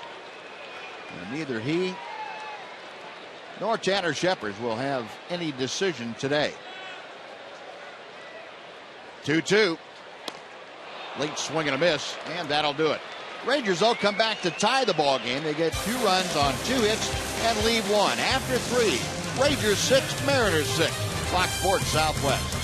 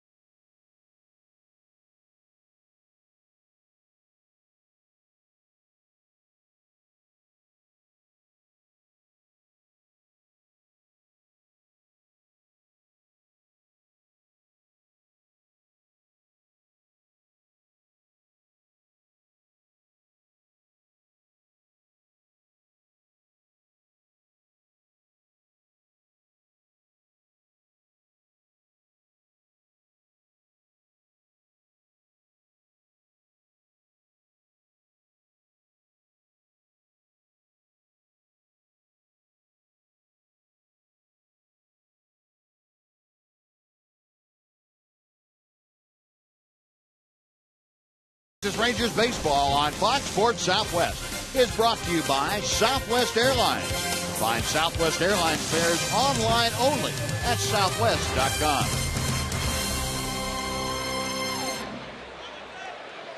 Fourth inning, Brad Miller to start things off, and Hector Noesi, now the pitcher of record for the Rangers, throws strike one. Miller, a single and a walk today. He has scored a run. A 6-6 ball game. We play in the top of inning number 4. Foul back, and very quickly it is 0-2. Noesi came on to close out the third inning. And taking over for Tanner Scheppers, who worked the first 2 1/3. Ball hit well to right field. Rios can't get there. It is up the alley. One hop off the wall. Miller into second with a leadoff double. Well, this is a very offensive day, apparently, and the Mariners continuing what they started last inning. Well, the Rangers have shut the Mariners down the last 2 games. They shut them out. Only had a couple of runs yesterday, but they're swinging the bat so far today. The Mariners now with the go-ahead run at second and nobody out, and Robinson Cano, who hit the 3-run home run off Scheppers in the third inning, steps in. Cano 1 for 2. 1 ball, no strikes.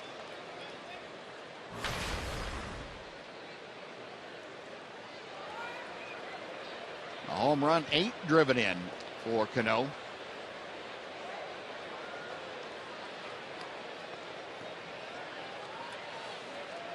Noesi a check of second. And he fires a belt-high strike.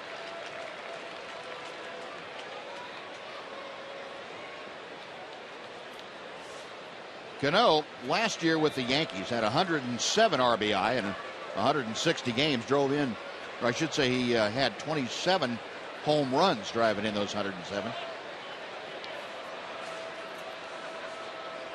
1-1 pitch coming. Right at Prince Fielder, they got a chance for 2. Back behind Brad Miller. Elvis takes it for the double play. That's the way to turn 2. A little tougher to turn 2 with a man on second. That's one way of doing it. You've got to have someone standing in front of those line shots. It's a lot like the ball that Smoke hit early in the game. Right to Prince. Strong throw to Elvis, who's there covering. And that eliminates the leadoff double. Yeah, no hesitation for Prince. He knew exactly where he was going. So, bases empty, 2 away now for Corey Hart. And Noesi fires a strike in through there. Hart 1 for 1. And a home run right after Robinson Cano's 3-run blast in the third. He walked back in the first. And a chopper foul makes it 0-2. Hart now the Mariner team leader with 4 home runs. Mariners with 2 home runs today now with 15 for the season.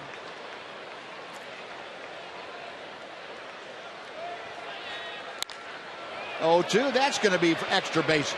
It's up the alley in right center.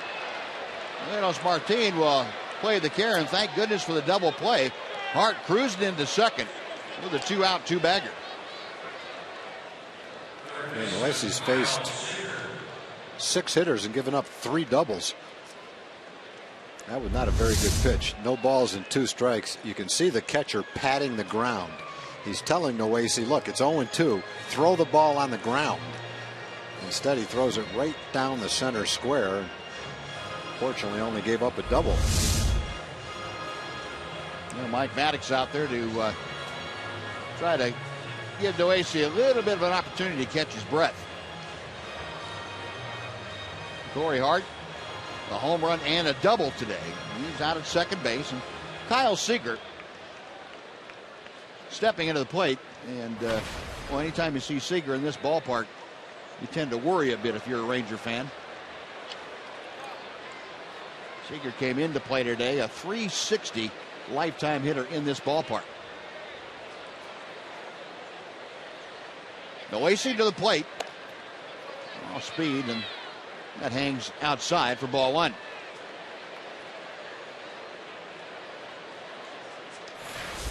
Seager, a fly ball to left, a ground ball to short today.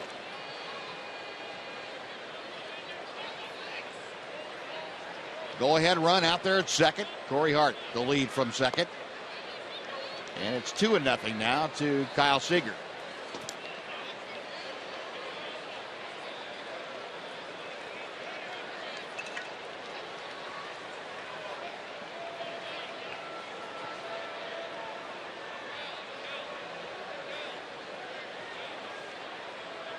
Noesi peering in for the signs. The right-hander's ready. And a bluff move to second. That gets Corey Hart scrambling back. He was the only one at the bag.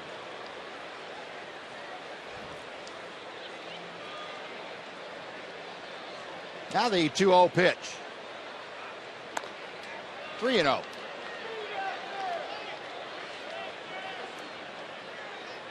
Seager hitting fifth in the order. He'll be followed by another left-handed hitter, or a switch hitter, but who will bat left-handed. That's Nick Franklin. Be careful here with Seager swinging 3-0. And ball four. So 2 on, 2 out. Franklin coming up. And let's go over to say hello once again to Jim Knox. Jim? All right, Buzz, real quick. This Saturday, right here at Globe Life Park, the first 15,000 Ranger fans receive this nice Yu Darvish strikeout bobblehead. We're going to give the first one to this little guy. His name is Branch Isaac. And how old? 9 months. There you go, Branch. First Rangers game. Woo! What do you think, Branch? Huh? Eat the mark. I kind of like that thing. Yeah. There we go. There, don't take the head off, Branch. There you go, buddy. All right, there we go. That's a very pleasant face. Yeah. Hey, gee, thanks, Noxie. First pitch to Nick Franklin. At the knees on the outer part of the plate. It is 0-1. Franklin called out on strikes in the second. Walked and scored in the third. Got Corey Hart at second. Kyle Seager at first. Hector Noesi trying to work around a couple of doubles and a walk in this frame. Branch is checking out. Where's the food on this thing? What can I chew on? Swing and a miss from Franklin. 0-2 the count.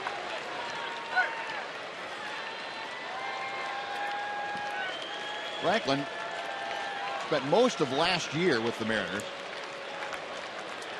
He ended up hitting .225, but he had 12 home runs in 102 games. Noesi a check of second. The 0-2 pitch. Come back and try it again.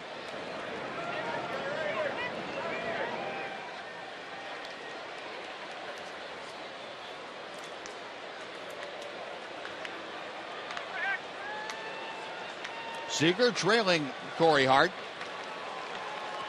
on the base pass for the Mariners. Noesi trying to hang a 0 on the board here in the fourth inning.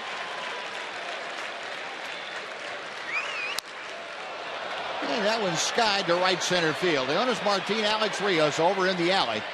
Martin makes the call and the catch, and that will do it. Well, Branch is happy with his bobblehead. The Rangers happy with the 0. Bottom of the fourth coming up, 6-6.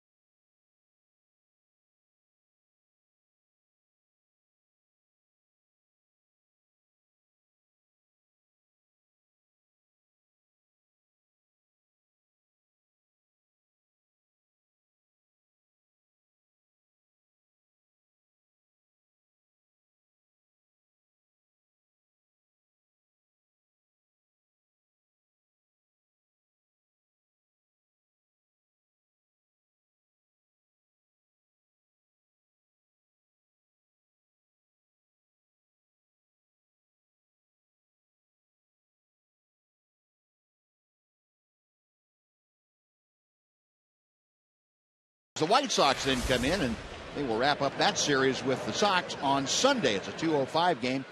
And in honor of spring, the tickets are just $5 in the upper reserve section. Use the coupon code SPRING at TexasRangers.com, or you can mention it when you call 972-RANGERS to reserve your seats. A spring special. Folks using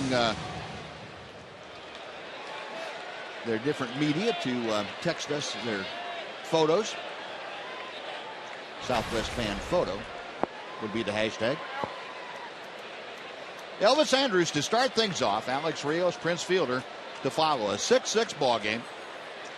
Elvis, perfect day. 1 for 1, a double and a walk. Takes inside for ball 1. Spins him around. Dominic Leone. Well, we noticed that guys were getting a little aggressive in the batter's box, so I just wanted to leave Elvis a little calling card. 1-0 pitch. And ball 2 is a bit low. Now the first time up, Erasmo Ramirez was pounding the fastball into Elvis. Tried to get in there one too many times, and Elvis ripped that double right down the left field line. That time he got it in there a little bit. Down the right field line, a trio of Mariners in pursuit, but it'll drop back in the first row. Well, the count is 2-1. Take a look at the Ford leaderboard and show you the hit leaders in the American League. Alexi Ramirez, who will be in here starting tomorrow night with the White Sox, leading at 23. Melky Cabrera with the Blue Jays at 21. Mike Trout also at 21. And Elvis at 19. He is in the top 4. And the batting mark at .317 currently for the Ranger shortstop.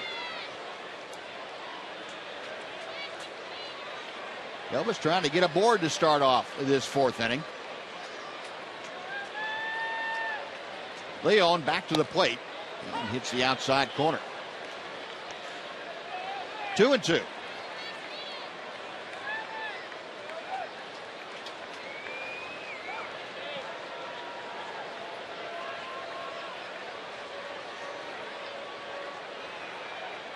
John Buck throwing the signs down, and Leone picks out one. And call strike 3, and Elvis knew it. Got that fastball right on the outside corner. Leone gets his second strikeout. Right fielder, Alex Rios. Well, threw the breaking ball before it, and the reason Elvis is walking off, that fastball is right down the middle of the plate. Just wasn't ready for the fastball. Surprised him. One away, here's Alex Rios, who had an infield single his last time up. 283, the average for the Ranger right fielder. He takes outside for ball 1. Alex, you'll remember, started the season with an 8-game hitting streak. And fell on very hard times for a while. 2-0. Matter of fact, prior to today, Rios had gone 4 for 27 in the 7 games after that season opening streak. But he's been on base. He's reached base safely in 15 of the 16 games for the Rangers with either a hit or a walk. 2-1 the count after the foul ball.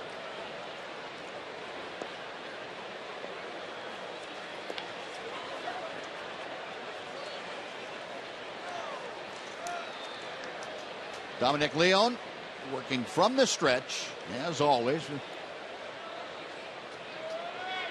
Gotten the first out on a strikeout of Elvis Andrus.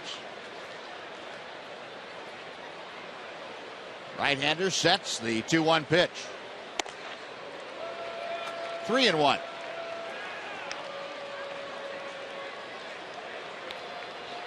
Rios trying to get on board ahead of the Ranger cleanup hitter.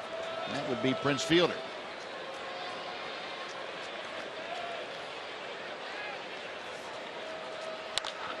Hard hit into center field. A base knock for Rios. He has 2 of them today. He is aboard with 1 out, and Fielder coming up. The Rangers looking to have a hitter with at least 2 home runs. They don't have a hitter that has 2 home runs yet. Good candidate right at the plate right now. I'm going to make the first call of the year, Buzz. Right here. You say Prince is going deep, huh? I'm saying I'm picking the big guy. Okay.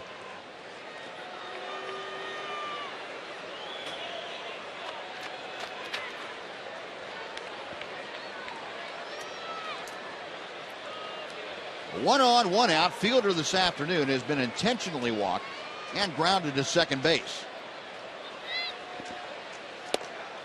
Fastball inside corner for strike 1.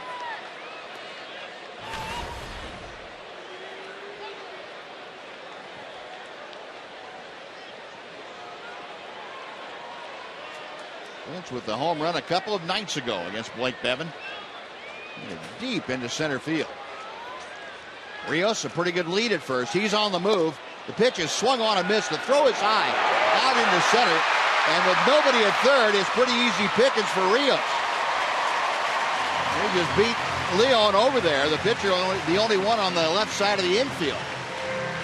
And it'll be a stolen base, the 4th of the year for Rios, and the error to John Buck, the catcher.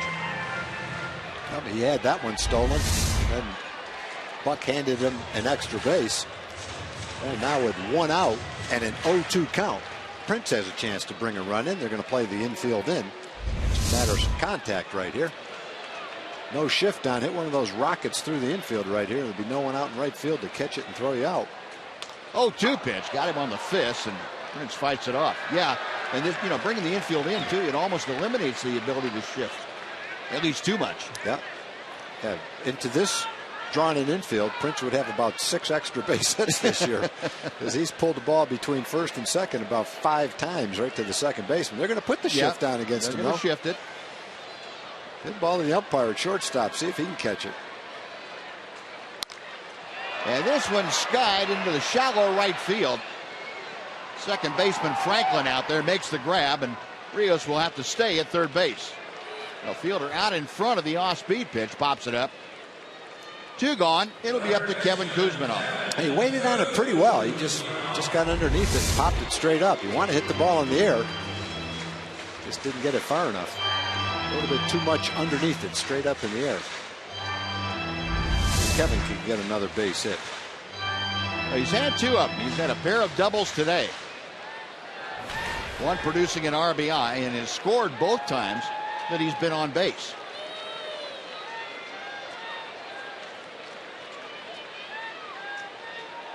First pitch from Leon. Say one thing, Kevin Kuzminoff gets to the plate ready to hit. Throw that first pitch in there, he's going to have a whack at it.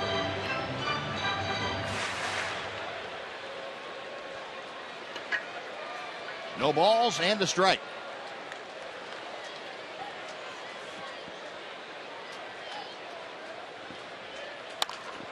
Off the end of the bat out toward short. Miller on the run, throws to first and gets Kuzminoff. Well, the Rangers get Rios to third on a base hit and an error and a stolen base, but leave him there. We're going to the 5th. Rangers 6, Mariners 6.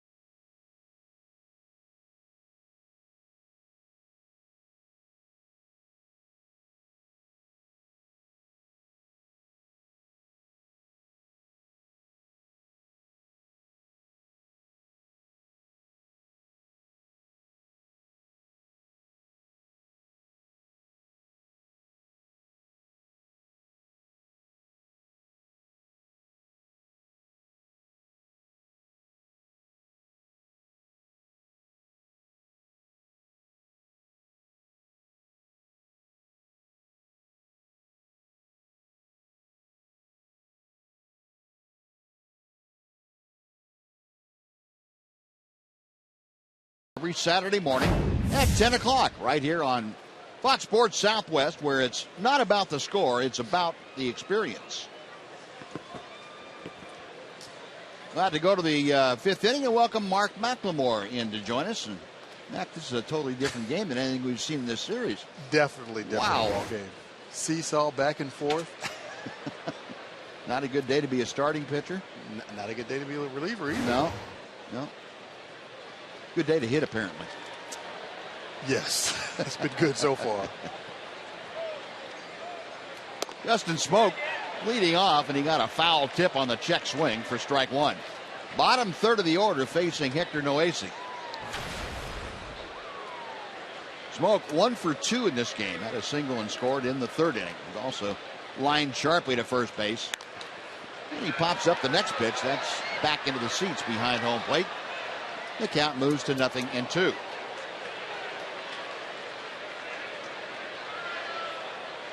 Noesi gave up a pair of doubles in the fourth inning and a walk and came away unscathed. That's not your normal zero in the inning, but it happened. High and tight, 1-2.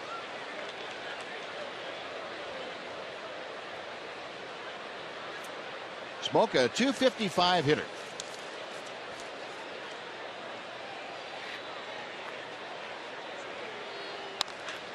Lines this one to right field, but Rios is going to get there for it and makes the grab for out number one. Not too many hitters have been fooled this afternoon. There's been a lot of hard hit outs. Smoke's had a couple of them. He lined out to Prince at first base, hit that ball decently to right field just now. Yeah, like Ron Wash Washington is going to go to a lefty. Yep. Wash coming out of the dugout. He's got Dustin Ackley, the left-handed hitter, coming up, and he wants to probably bring Pedro Figueroa in to face him, and that's who he is calling for. Give me the left-hander. So Noesi comes in and works a couple of innings, and he will give way to Figueroa. Pitching change underway. The score tied 6-6. Rangers and Mariners will be back after this on Fox Sports Southwest.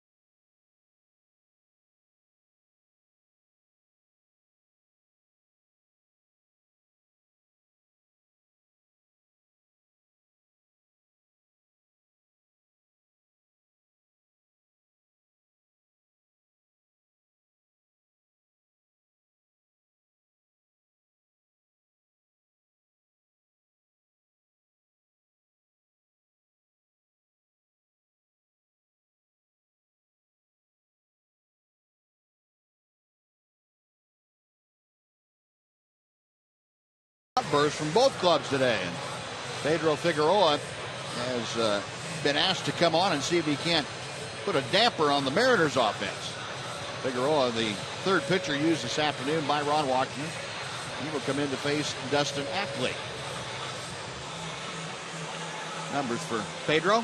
This is 8th appearance. Getting a good opportunity to work frequently.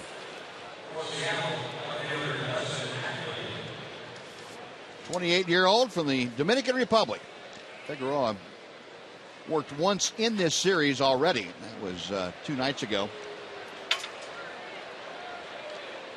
Excuse me, last night. Yeah. Got the win in that Ranger comeback. And the first pitch to Ackley is a bit low for ball one. Ackley today, 2 for 2, a single and a double. He has driven in a pair.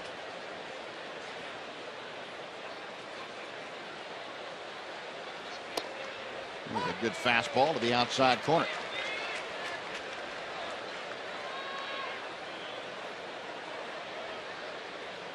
Ackley now back up over the 300 mark. He's at 306.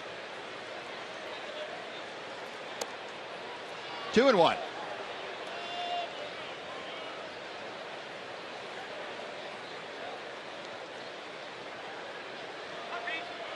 That win last night for Figueroa, his first career victory at the major league level. Second Ranger pitcher this year to get their first major league win. Tap foul. Seth Rosine, who has gone back to the Philadelphia organization, got his first major league W earlier this year. 2-2, the count to Ackley.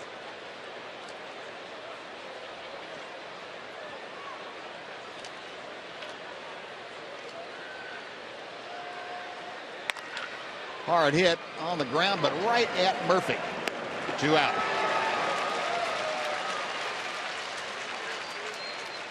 Mac, we were talking about what the weather had done to the field. The field's still in great shape, but do you worry as an infielder about getting a ball like that last one that's kind of a skimmer that stays on the grass for a while? Yes, you do, because when you get it, it's wet. So if you've got to make a quick throw, you may not have a good grip on the ball. So yes, you don't like that grass being wet, especially when you're getting ground balls like that in the infield. Anything you can do to kind of prepare yourself to make a good throw with a wet ball? Pray. That's it.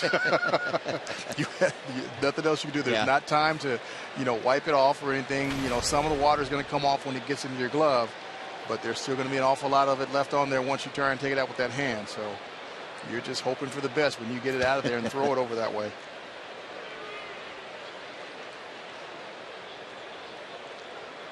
John Buck 0 for 2, a pop out and a strikeout.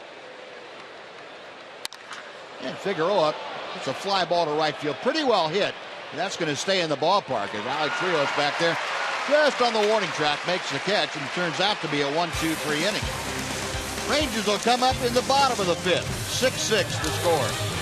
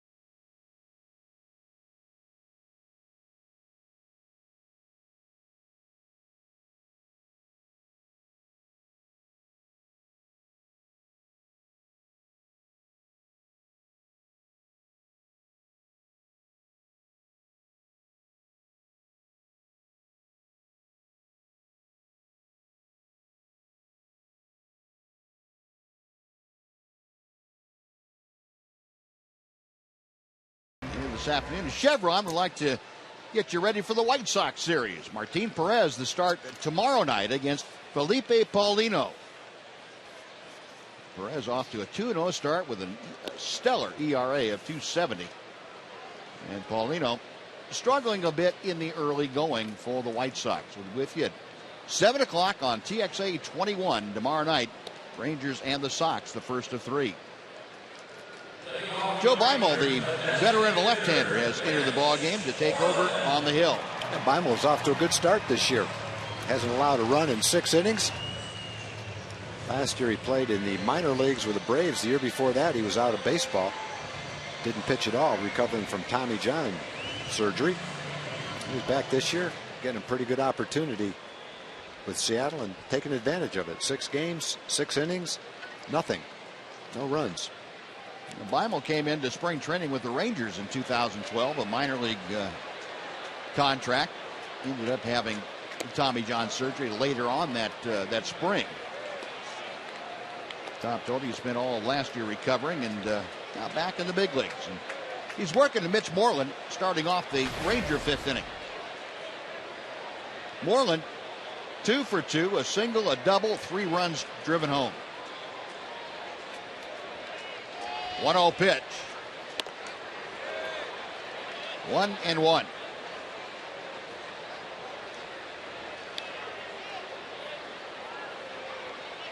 Beimel, the 36-year-old, he'll be 37 in a couple of days. Out of St. Mary's, Pennsylvania, went to Duquesne University. Breaking ball is a little bit wide, and it's 2-1.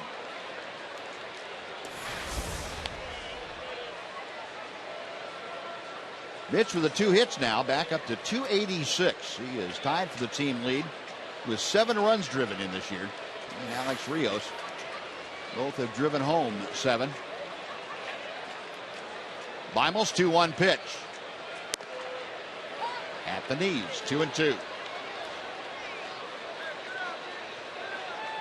Beimel originally came up with the Pirates back in 2001. That was the last year that he spent any significant time as a starter. Also has pitched for Minnesota, Tampa Bay, the Dodgers, Colorado. 2-2 to Moreland. Lays off the breaking ball and the count's full. Moreland trying to lead off the 5th by getting aboard. Donnie Murphy, the Rangers' second sacker, waits to be next.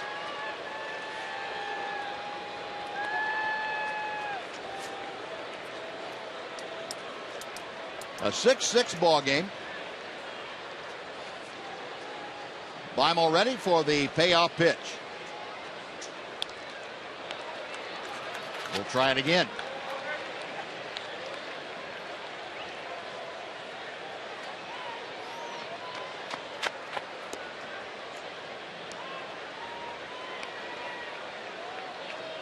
Mitch handling the DH chores as he has in every start but one this year. Started at first base on the last road trip one game.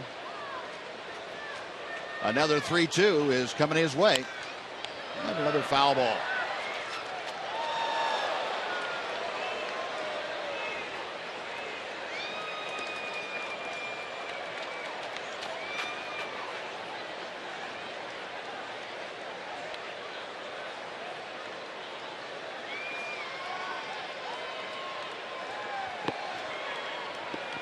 Beimel reads the signs and has one. Now Moreland asked for time.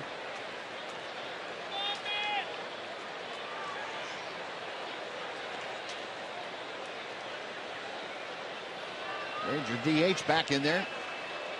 And Beimel comes set for another 3-2 pitch. And another foul ball.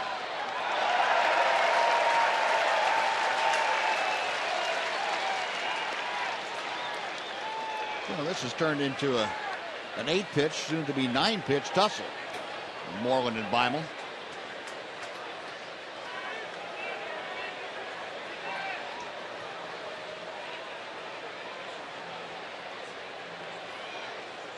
The veteran left-hander to the plate. Outside and low, ball 4, and Moreland coaxes a walk from Beimel. Time now for a Mazda game break. Once again, here's Dana Larson. Dana?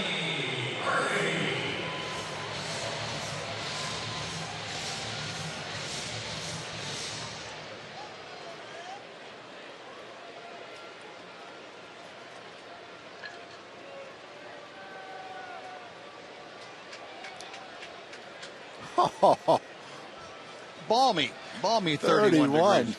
Well, they got a split doubleheader, so it's going to be colder tonight. I guess they've already had one rain out. They felt like they had to play the game.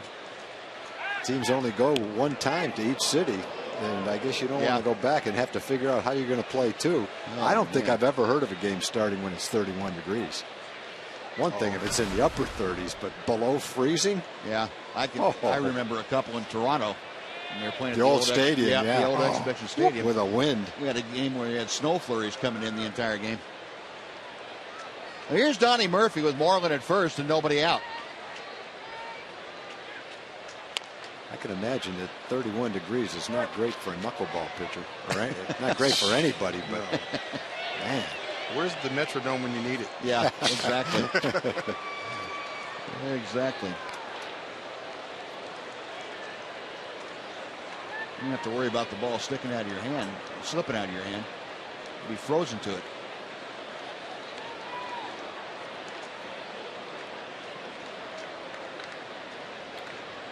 Murphy 0 for 1 with a walk this afternoon.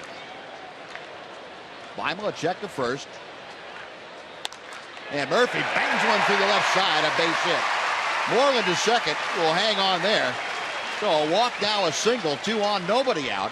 And Leonis Martin coming up, who was in an identical spot last time. Well, he was sacrifice bunting last time against the right-hander, so chances are he'll be sacrifice bunting against the left-hander right here. Took him 3 chances to get it down last time. And a good swing by Donnie. Donnie's had a walk and now a base hit.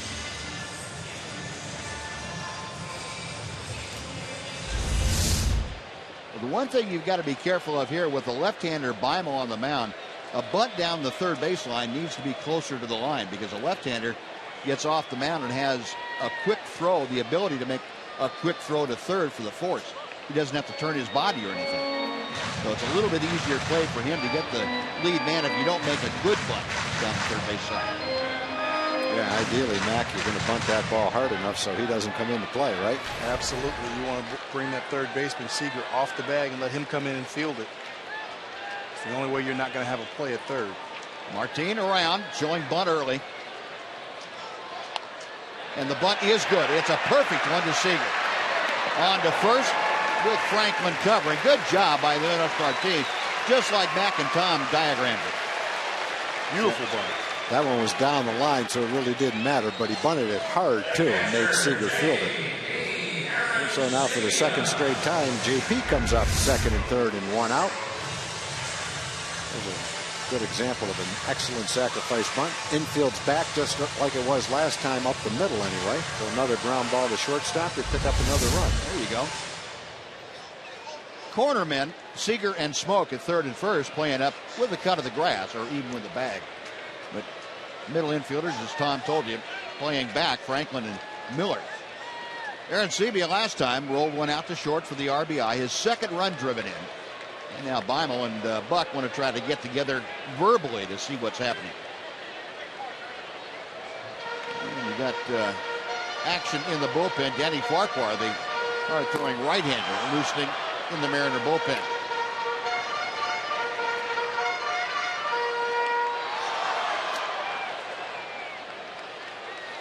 Aaron Sebia 0 for 2, but that RBI has been huge in this game. Got Moreland at third with a go-ahead run, and he hits one through the right side, a diving stop. Good job by Franklin to get the out. In to score is Moreland. The Rangers lead it 7-6, and Aaron Sebia again gets the job done.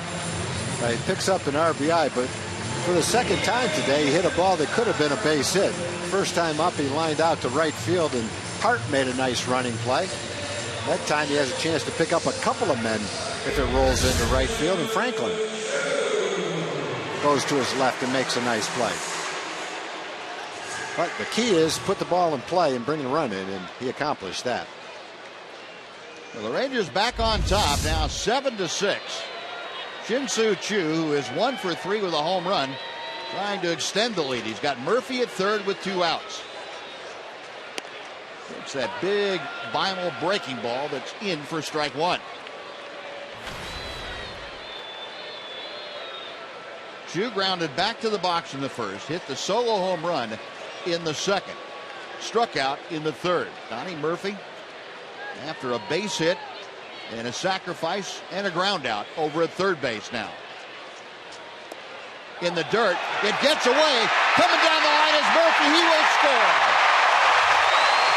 Great anticipation and jump by Donnie Murphy, and he comes in to score. The Rangers lead at 8-6.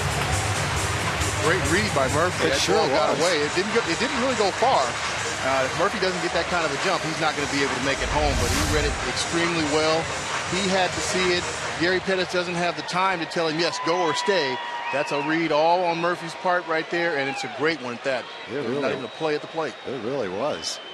Seen that same kind of ball a number of times where the runner looks, and decides not to go, but right. He was off and gone. Chu waiting on that breaking ball and fights it off foul. It is 1 ball and 2 strikes. Well, that ball that's right in line with the runner coming down in third base, right in line with him going toward almost the Ranger dugout. That's tough to read, isn't it, Mac, when get the jump? It is, because you really can't tell how far away it's going to go. You've got to be able to see it from the side, and I think Murphy was able to see that ball from the side and judge just how far away it was going to get. And Chu again was waiting on that 71-mile-an-hour breaking ball from Beimel. Donnie Murphy.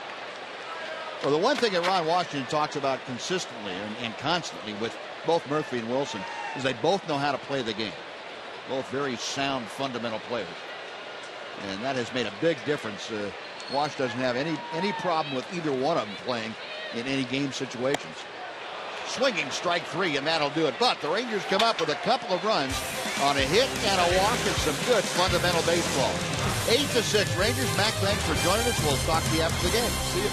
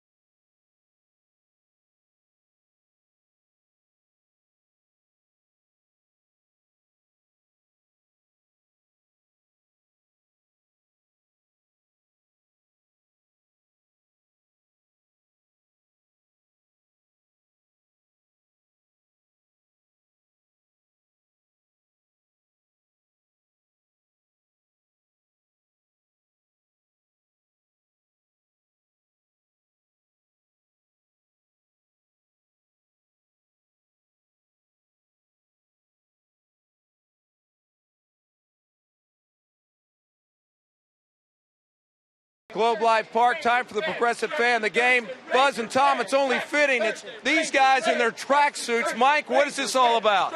Well, we love to say the Rangers, they scored 8 already, and we're going to go around until they score 8 more. All right, Ranger Red tracksuit Thursday, yeah. Right, there you go. Well, here's the back. Congratulations. Only fitting on a game like this, Mike. Congratulations. Anything else you'd like to say? Go Rangers! Ranger Red tracksuit Thursday. They might have to run a marathon. Yeah, we'll keep an eye on those guys. Don't stop to rest. I think they just did. Yeah. Now the Rangers, with a couple in the bottom of the 5th, now have an 8-6 lead, and top of the Mariner order facing Pedro Figueroa. Abraham Almonte turns around to bat from the right side against the lefty Figueroa. Almonte 1 for 3 today. He takes the pitch high and away. It's 2 balls and no strikes. And Aaron Seavey now going out to talk to Figueroa. Doesn't want him to get behind the hitters. Keep that focus sharp and throw some strikes. Work to JP and go after these guys. That was a leadoff walk to Mitch Moreland in the 5th inning that got the Rangers started. Almonte's single led off the 3rd inning. Started that 6-run stanza for the Mariners, and he takes a strike here. 2-1. Good job, too, by Aaron Seaby to go out there at that time and just remind Figueroa, hey, what your job is. Sometimes as a pitcher, you lose that focus, and that's what a catcher's there for, to help you. There's a strike. It's 2-2. And credit Figueroa for listening.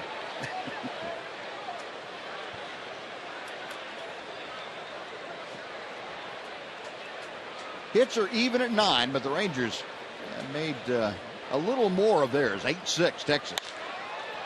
Left center field, long run for Chu. Still going back in the alley, reaches up and makes the catch.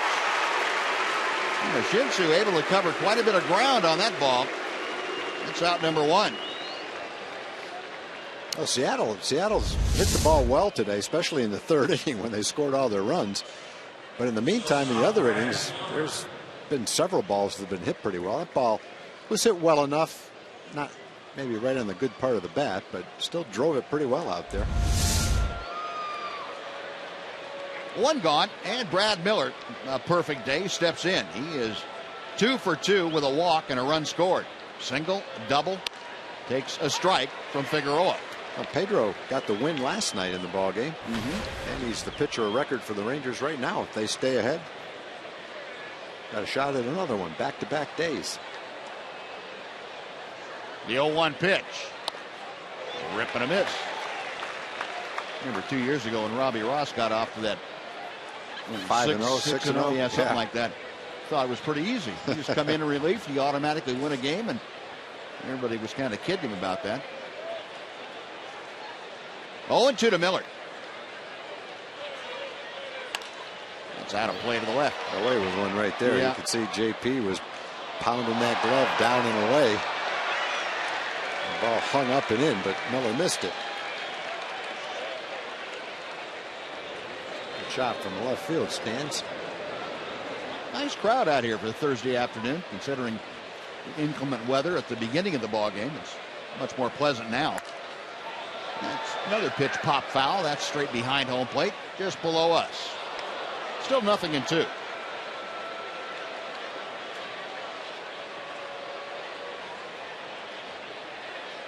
Figueroa acquired by the waivers, or I should say by the Rangers on a waiver claim this past January. Put on waivers by Tampa Bay. Rangers got him, brought him into camp, and he is doing some pretty good work for him right here. Good slap foul. And Miller being a pesky type hitter.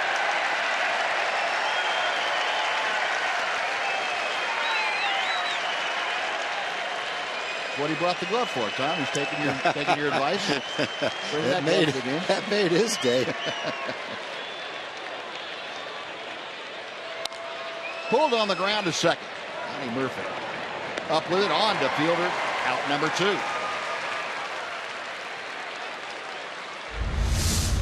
Let's see if we can see what happened. There you go. Whoa, that's some kind of catch, because I don't think he saw that ball. The big guy in front of him had him screened. He reached up his glove and fanned on it. The little guy stuck his glove up, and it went right in the middle of it. He had it all the way. That was a great catch. Dad holding him up there, and yeah. Ron Washington out to have a little chat. Elvis Andrews helping Pedro Figueroa communicate with the skipper. That's one of the better catches I've seen, considering I don't think he really saw that ball the last 20 feet. Positioning, good positioning. That was nice. Jason Frazier ready if needed in that Ranger bullpen. Watch the big guy stand up in front of him and raise his glove up right there. And the little guy's right behind him. He might have seen it. He might have been off to the left of him. In any event, it's a great catch. Robinson Cano takes the first pitch from Figueroa in the dirt for ball 1. Well, he's going to have something to talk about when he goes back to school. A little show and tell. I don't blame him. That was great. Cano, a 3-run home run, 1 for 3 today. To Donnie Murphy, stays down with it nicely. On to first, a 1-2-3 inning for Figueroa. We're going to the bottom of the 6th. Rangers 8, Mariners 6.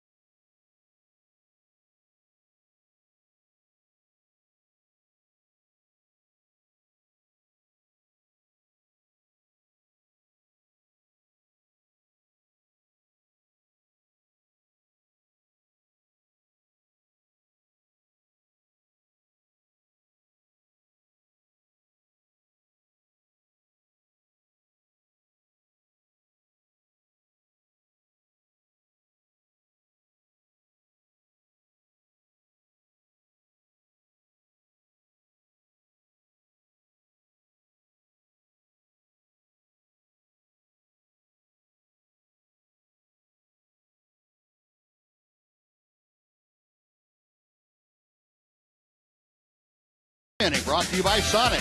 Today's jackpot is worth $1,600 and dinner for 2 at Sonic Drive-In. Today, the Rangers are hitting for Jennifer Dunn from Argyle.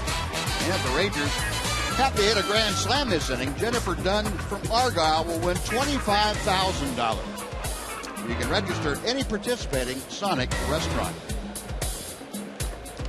And we go to the 6th, bottom of the 6th, and Danny Farquhar coming out of the Mariners pen to take over.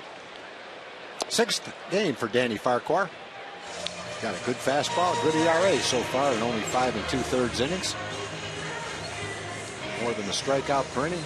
Opponents are only hitting 105 against Farquhar. 5 2/3 innings, couple of hits. He has walked 4 guys though. And Farquhar will first face Elvis Andrus. He'll be followed by Alex Rios and Prince Fielder. Elvis 1 for 2 today. Had a double and scored a run in the first inning. Walked and was stranded at third in the second and struck out in the 4th. And that first pitch all the way to the backstop. 1 ball and no strikes.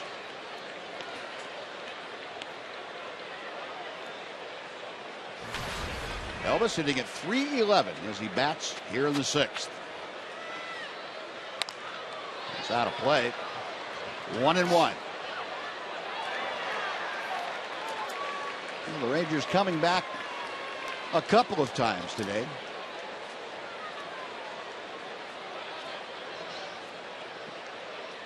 Trying to get some insurance against Farquhar. Rangers looking to put their first 3-game winning streak together. Again, out of play to the right. Last night, the first time the Rangers had won 2 in a row since that opening series against Philadelphia. Just looking at the standings in the American League coming into today, 10 of the 15 teams are either at 500 or within 1 game of 500. There's a lot of evenly matched teams in the American League.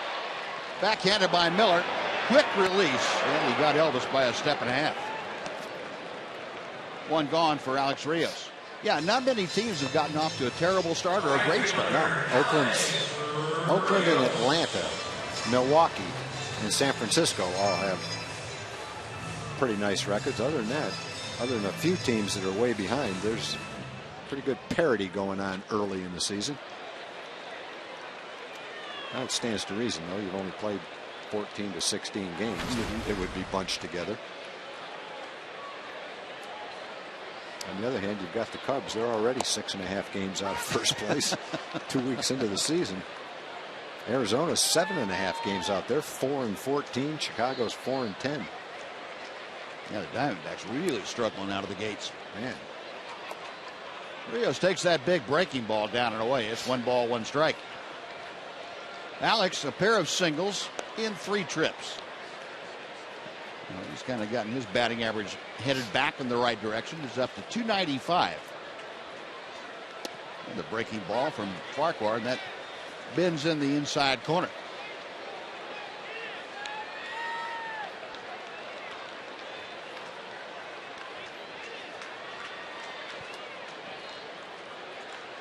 Farquhar's next pitch. Tried the fastball and missed. And it's 2-2.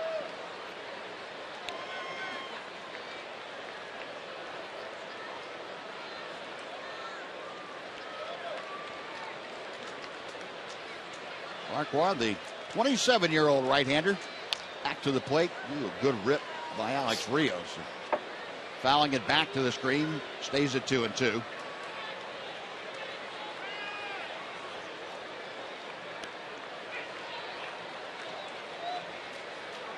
Farquhar acquired by the Mariners in the trade that sent Ichiro over to New York. To right field, coming on very quickly and sliding to make the catch is Corey Hart. A nice play by the big guy and taking one away from Alex Rios. There are 2 gone. Yeah, we've seen Corey Hart make plays going in and coming and going back. Caught one against JP earlier in the game going back toward the bullpen, and nice concentration, a nice sliding catch on that little blooper bid for a base hit by Alex Rios.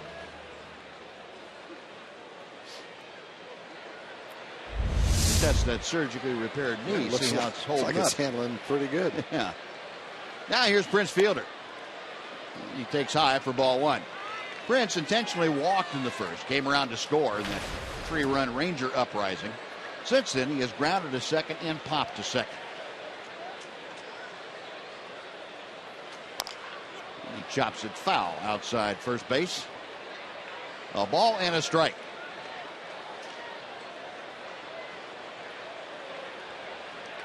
Farquhar, originally the Toronto Blue Jays 10th round selection in the 08 draft.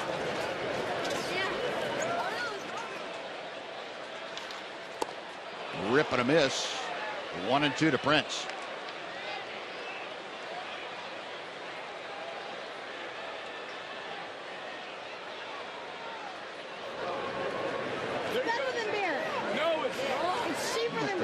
RF camera out there following around the vendors. One hopper out to the second baseman Franklin, way out in shallow right field. The fielder tossed out. Farquhar has a 1-2-3 inning. The Rangers gone in the 6th. On to the 7th we go. Rangers 8, Mariners 6. Fox Sports Southwest.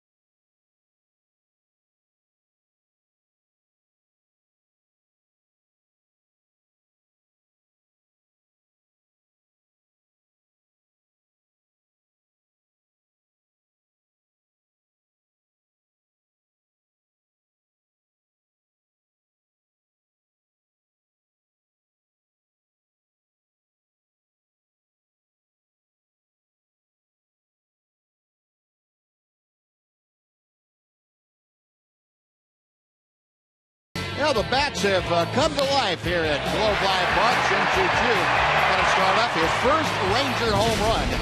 That was a solo blast, but Robinson Cano answered with a 3-run shot in the 6-run third inning. He was followed up back-to-back with Corey for the home run. Kevin Kuzminoff for the Rangers. A couple of doubles and a run driven in this afternoon as he continues his scalding hot hitting. Rangers leading as your 4-game summary. We'll show you 8-6. We head to the top of the 7th inning. Mitch Moreland 2 for 2 with 3 RBI, and he has scored a couple of runs. Meanwhile, the Ranger bullpen has brought a little order to the game. 3 2/3, 3 hits, no runs, as Tanner Shepard's left the ball game. And Jason Frazier has entered the game to start the 7th, and he throws strike 1 to Corey Hart. Jason on the season, this will be his 6th game. He hasn't given up a run yet. He's thrown 5 innings. Done an excellent job picking up right where he left off last year. 36-year-old right-hander comes back to the plate, and Hart fouls it back. It is 0-2.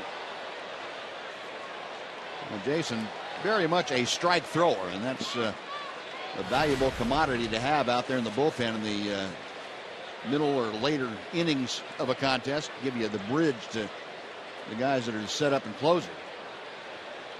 Certainly Frazier the last couple of years for the Rangers has been very solid. Ahead of Hart, no balls, 2 strikes. Corey Hart 2 for 2 today, along with that home run we showed. He also doubled and walked. Got him on the fist, and Frazier inducing a pretty weak swing from Hart. Foul ball, still 0-2.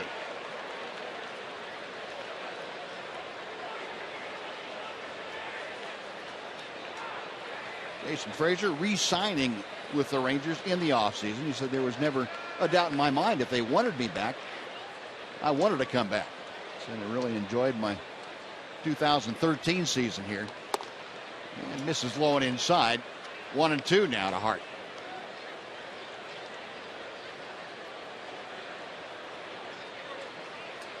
Rangers infield a step or so around to the left. The outfield shading Hart slightly toward right center field. And that pitch just off the plate. It's now 2-2.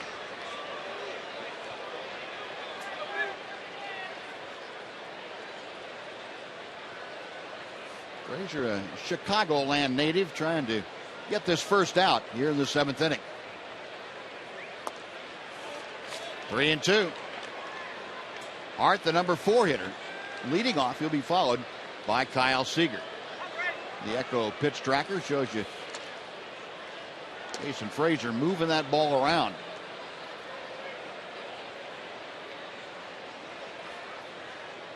The payoff pitch coming from the right-hander. Outside ball 4. Corey Hart giving you a pretty good eye at the plate. Aaron Sebia framing that pitch, but he couldn't get Will Little to ring up the right hand. He jumped ahead, no balls and 2 strikes. And then threw one pretty close to the outside corner, didn't get the call. Everything around the edges, nothing in the middle of the plate. But nevertheless, a leadoff walk. A 1 on, nobody out. Kyle Seager 0 for 2 with a walk. Steps in. Seager 0 for 1 in his career against Jason Frazier. Rangers could use that double play ball at an infielder.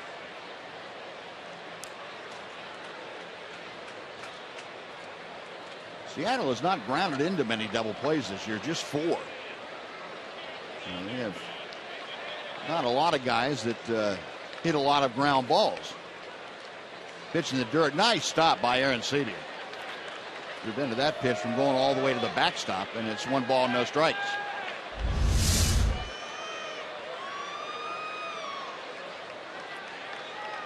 Wedged in between his chest protector and his arm.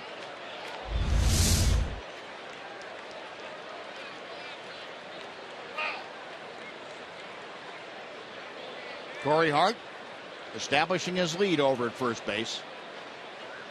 Frazier checks him and sets. Fastball strike. 1-1. Seager walked his last time up. First time up, fly to left. Grounded to short in the third inning.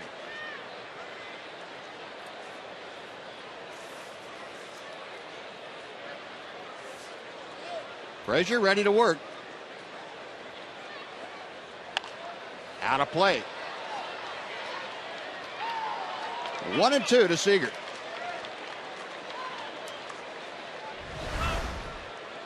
Now Pedro Figueroa came out of the bullpen and really restored order in good fashion. Budweiser pitching line for Pedro, an inning and 2/3, and he retired all 5 men that he faced in order. 20 pitches, 15 strikes. Yeah, that's the good one. 15 out of 20 pitches were strikes. If he's had a problem, it's throwing strikes. But today, 5 up, 5 down. Going outside, 2 balls, 2 strikes to Seager. The back end of the Ranger bullpen trying to lock it down, and got Pedro Figueroa his second major league win and his second in as many nights. Alexi Ogando loosening out in right center field.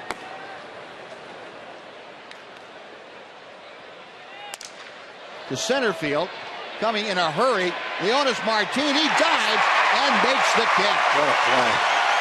That was a do or die. He had to dive and made a great backhanded snag right off the turf.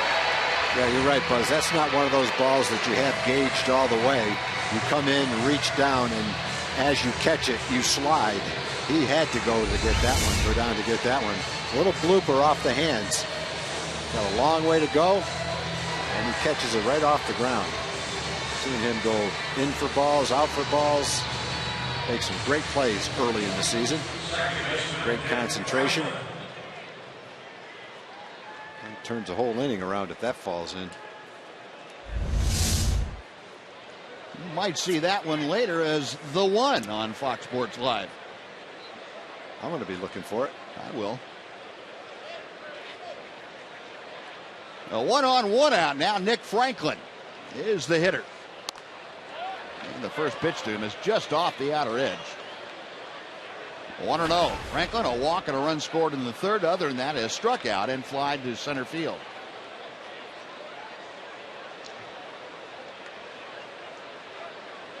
Corey Hart, the runner at first. Frazier now steps off the back of the pitching rubber. He's going to reset and go through the signs again.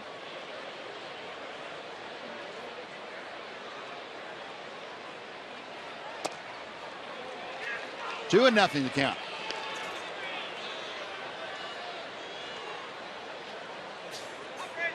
Franklin, a switch hitter.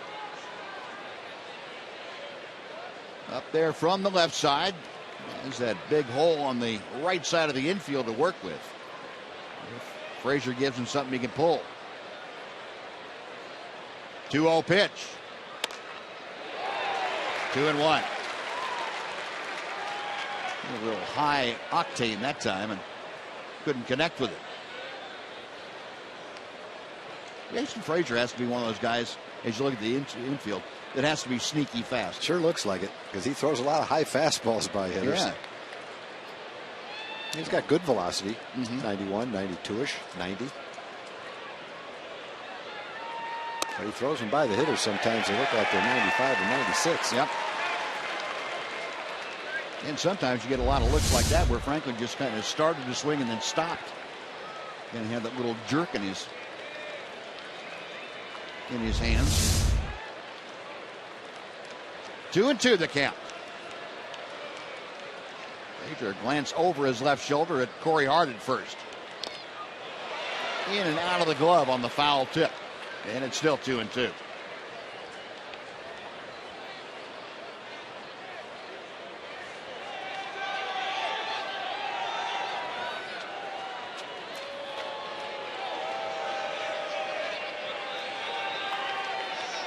One on, one out. Top of the seventh inning. Rangers clinging to an 8-6 lead. Jason Frazier trying to keep it right there. Call strike 3. Fastball just painted the inside corner. And Jason, the artist Frazier, gets the strikeout. Well, he swung and missed at a high fastball. He took a low fastball right at the bottom of the strike zone for strike 2. And you see JP set up on the inside corner, and boy, he does. He puts it right where he wanted to. Franklin did not like the call, but I think when he goes back and watches it, he'll realize that that was just an excellent pitch from Jason. 2 outs now. Hart still anchored at first base. Here's Justin Smoke. He's 1 for 3.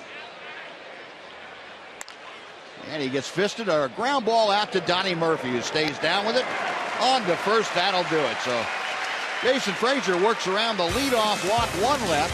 It's stretch time at the ballpark. Rangers leading 8-6.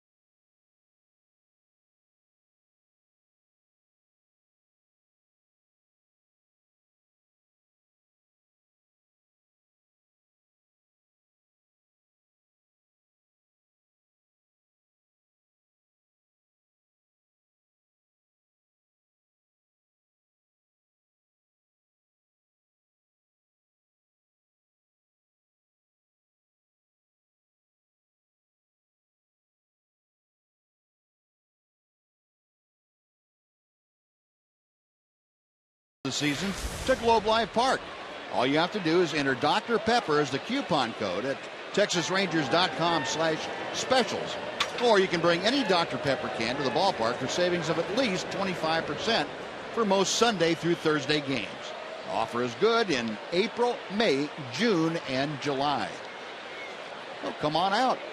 Watch some of this great Ranger home action as Kevin Kuzminoff starts off the bottom of the 7th inning. Kuzminoff, Moreland, and Murphy facing Danny Farquhar. Kuzminoff, a pair of doubles, a pair of runs scored, an RBI. Other than that, it's been a quiet afternoon for the third baseman.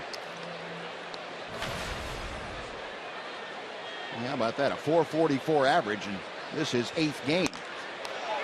Skies this one to right field. Time for Corey Hart to get over there right on the foul line, just in fair territory. Makes the grab for out number 1. And Kuzminoff makes that U-turn, heads back to the Ranger dugout, 2 for 4. Now, we talked about the AT&T fan photo of the day, and certainly we appreciate all the folks who have tweeted their photos in. We're getting as many as we can on the air after we select them. And our fan photo of the day from Emily. Nice photo with Alexi Ogando. Certainly appreciate that. And tweet us your favorite photo to Southwest Fan Photo is the hashtag. And we will select, hopefully, your photo, get it on the air during the course of our season. Mitch Moreland, a perfect afternoon. 2 for 2, a pair of runs scored, 3 driven in. He and Kevin Kuzminoff have just really eaten up the Mariners here this afternoon. Inside from Farquhar, 2-0.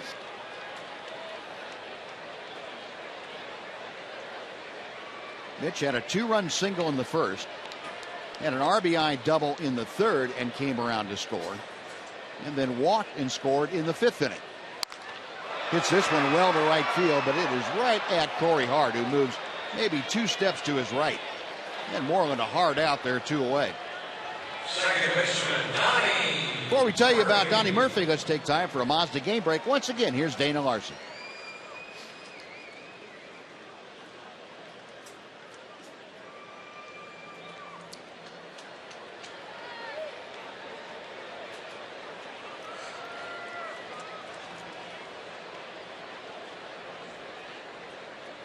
All right, Dana, thank you.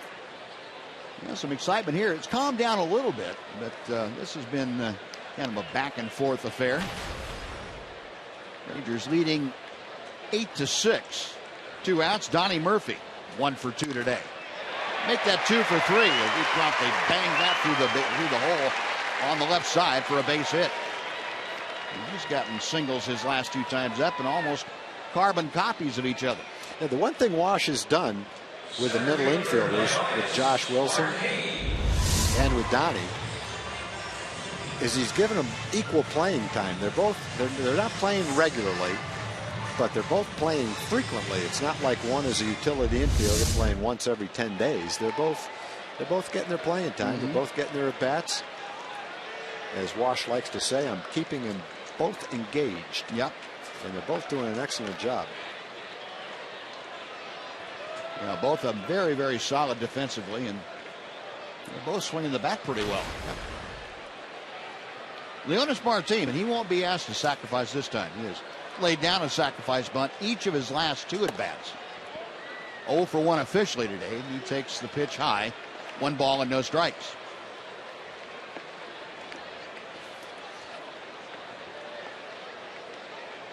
Leonis sacrificed in each of the 3rd and 5th innings, and that they led directly to runs. Takes a fastball for a strike, and that evens the count at 1 apiece.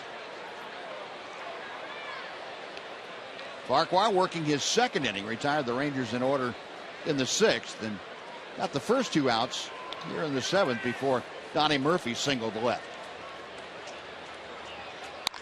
Martin, a drive to right, a base hit. Corey Hart to cut it off. Rounding 2nd, heading to 3rd, Donnie Murphy. Leonis Martin just hit a bullet over the 2nd baseman Franklin for a base hit.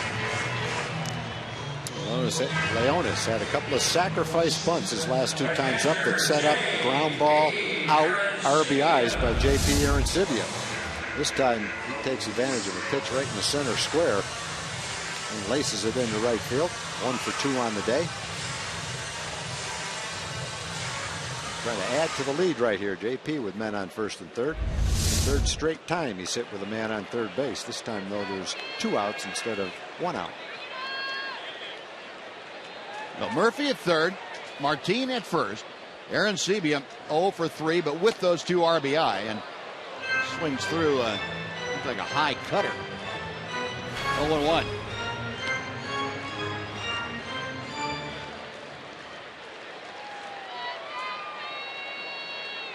Farquhar, a check of the runners. Ooh, and he got away with a hanger there, and Arancibia was right on it.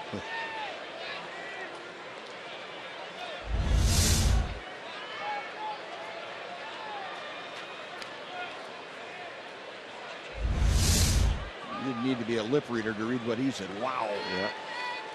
I'd like to have that one back. 0-2 the count. Almost got another one hanging up there, but that was a little bit lower. Well, the mist that had left us for a while has returned. Very, very light in nature, but just kind of added some haze to the Globe Life Park.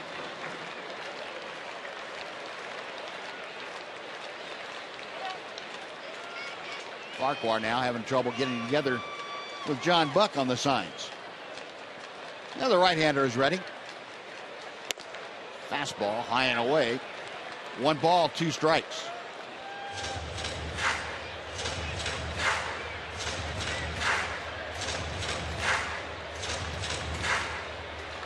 Donnie Murphy, a 2-out single, pushed around to 3rd by Leonis Martin, and Arancibia, a towering fly ball to left. He didn't miss that by much. Actually out there, waits for it to come down, and That'll do it. The Rangers get a couple of 2-out hits, but strand a pair. We're going to the 8th inning. The Rangers 8 and the Mariners 6 on Fox Sports Southwest.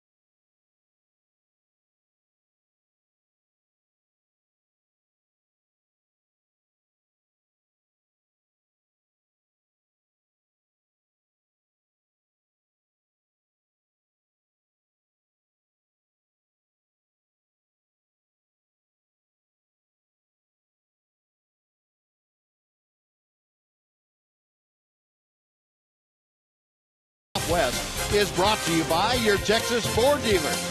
Take the EcoBoost Challenge to see why Ford is the best in Texas. Alexi Ogando has made his way in from the bullpen. He will take over in the 8th inning for the Rangers. The Ranger bullpen has done a nice job. Noesi, Figueroa, Frazier, and now Ogando. 4 2/3 of shutout ball so far. Alexi trying to keep it that way here in the 8th inning.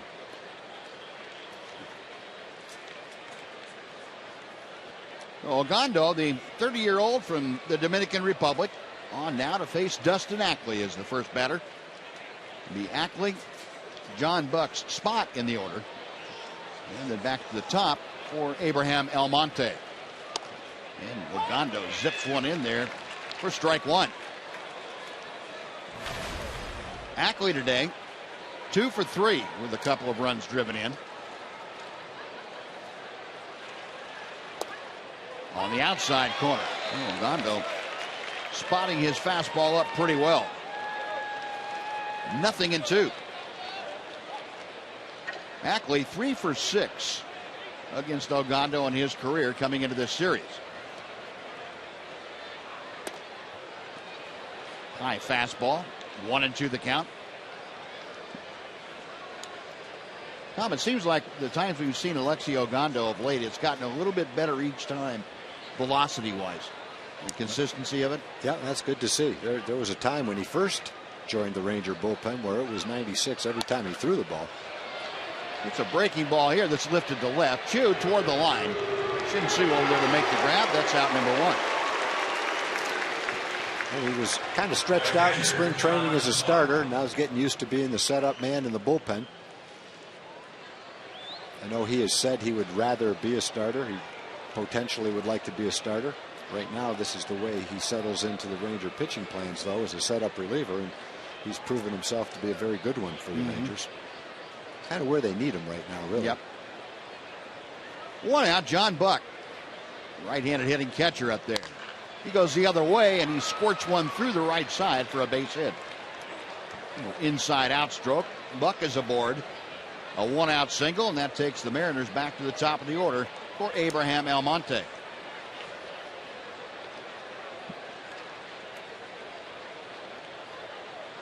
And the Mariners now have reached double figures in hits. They're at 10. The Rangers are at 11. The Rangers leading 8-6 in the all-important run column. Almonte stepping to the plate 1 for 4 today. He led off the 6-run third inning with a single and trotted around on Robinson Cano's 3-run home run. Takes a fastball from Alexi Ogando right down through there. Strike one.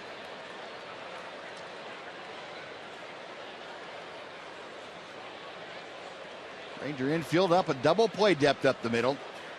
Third baseman Kuzminoff playing just in front of the cut of the grass. 1 ball and 1 strike.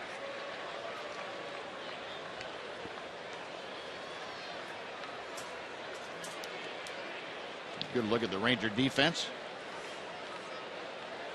Andrus and Murphy up the middle, playing just about straight away, but in a couple of steps. Ogando, a check of the runner. Rip and a miss by Almonte. A ball and 2 strikes.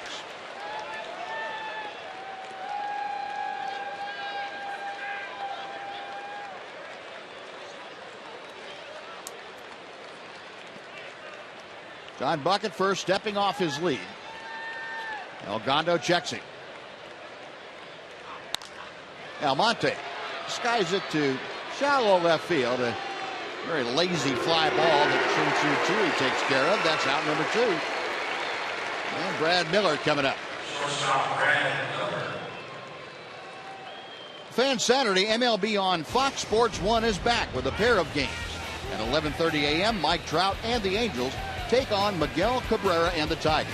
Then at 7 p.m., the Diamondbacks square off against Yasiel Puig and the Dodgers. That's Saturday on Fox Sports 1 and streaming live on Fox Sports Go.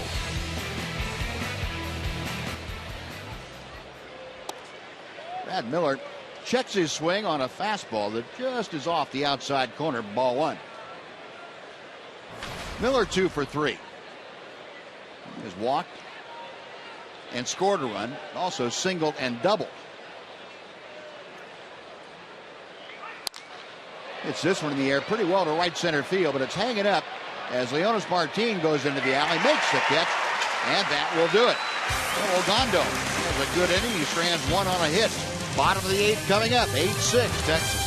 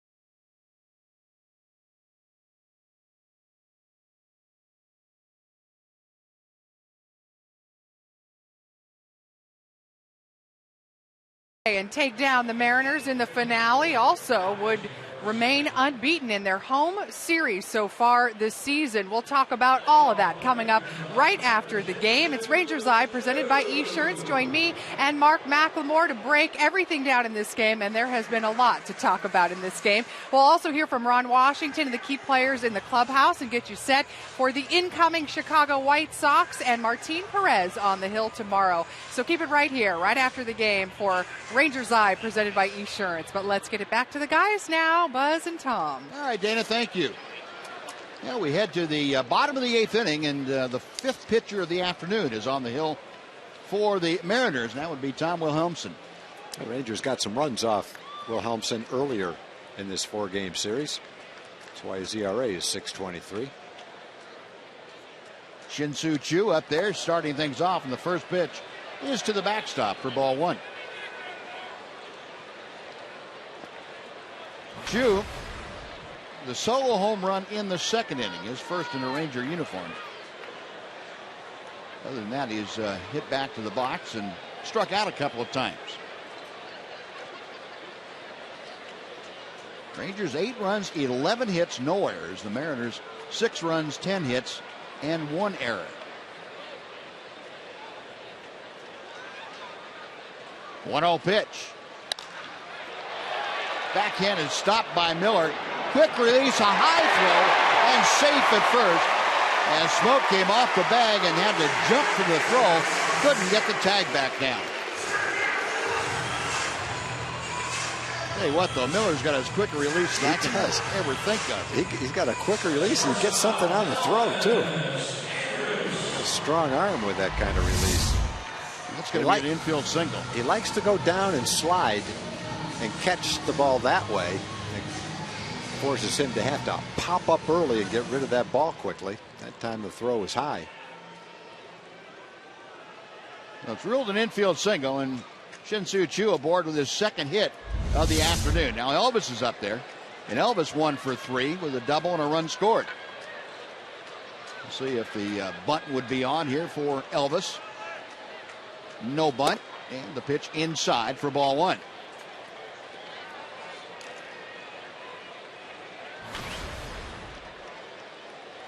That was the walk and a stolen base in the second inning. Up there trying to help the Rangers add on a little bit here in the 8th. Wilhelmsen snap throw to first.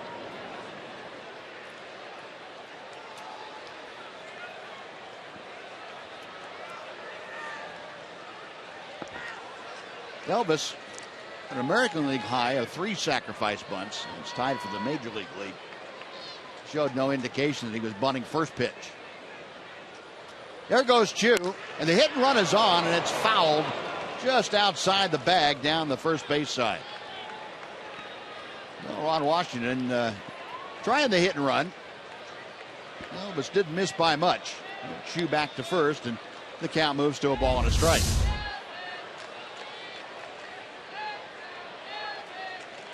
Seen the Rangers work that effectively a couple times this year with these two. Elvis gets better and better at that, handling the bat. Good man to have in the second spot in the lineup for that very reason. Now the bunt was put on, and Elvis took a breaking ball for a strike.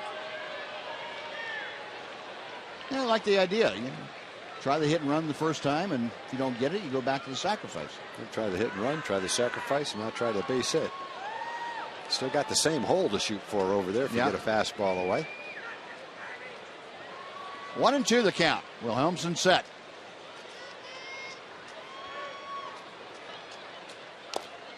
Foul tipped. Buck couldn't hang on. And it remains 1 ball and 2 strikes.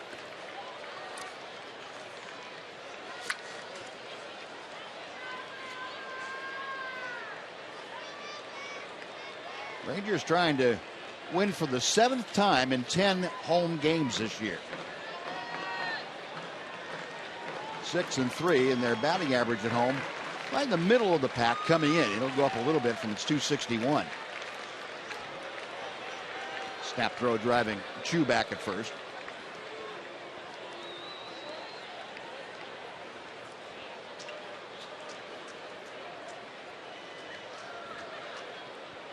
Elvis waiting. Wilhelmsen gets the sign he wants, and he's ready. Pitch out, and nothing happening there. It's 2 balls, 2 strikes.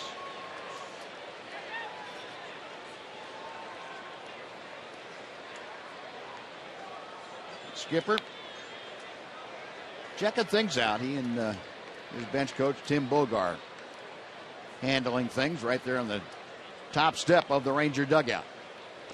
The 2-2 pitch with Choo on the move. The pitch is fouled away. Well, he went from hit and run to sacrifice to run and hit. And Elvis upset with himself there. He thought he had a pitch he should have put in play on that right side.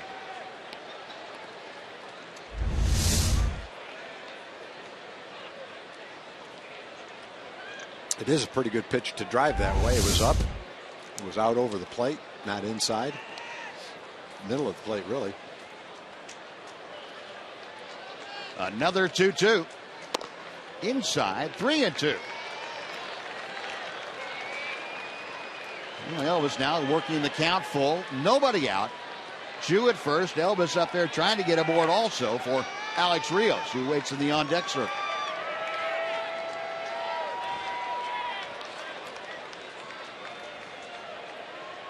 Wilhelmsen's ready to go. There goes Chew, and the pitch is tapped right back to Wilhelmsen. He goes to second and throws it away. Chew didn't see the ball. He does now, and he's up going to third. Wilhelmsen had no chance to get Chew at second as he was off with the pitch, and in his haste to get rid of the ball, threw to the wrong player. He threw to the shortstop covering, and the shortstop was going back behind the bag. Well, they just got your break right there. That's what happens when you put the runners in motion. You put the pressure on the defense. Take a look at it right here. Wilhelmsen throws the ball into the ground, gets by everybody. First and third, nobody out now. I take that back. He did throw it to the bag. It looked like it hit the bag. It didn't hit the glove, I know that. No. Wow. So a fielder's choice gets Elvis aboard. Error on the throw by Wilhelmsen. And there goes Elvis on the first pitch, and they won't even bother. Elvis steals his second base of the day on the very first pitch. Play the infield in now. You're down by 2 runs. You just can't afford to give up another one. They've got the infield pretty well in. Not all the way in, but essentially in. Alex Rios with a couple of hits this afternoon. He's 2 for 4. Opportunity here to drive home one with an out if he can get it to the outfield. Or a couple if he can get the ball to fall in. 1-0 the count. Wilhelmsen sets and the pitch. Look out, Prince. Fielder in the on-deck circle had that whistle right by him. He got pretty upset about it, too.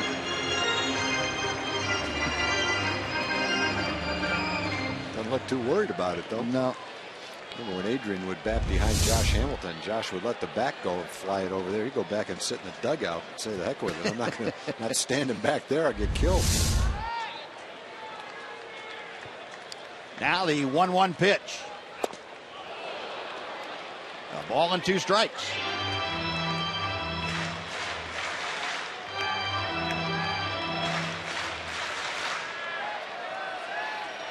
Rangers leading 8-6. Alex Rios trying to add some more. Second and third, nobody out here in the 8th inning. Big breaking ball from Wilhelmsen, and Rios took it outside. 2-2 is the count.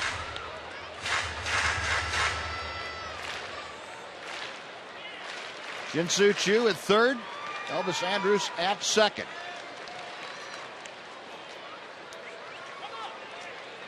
Now time called. Buck going to go out and have a talk with Wilhelmsen.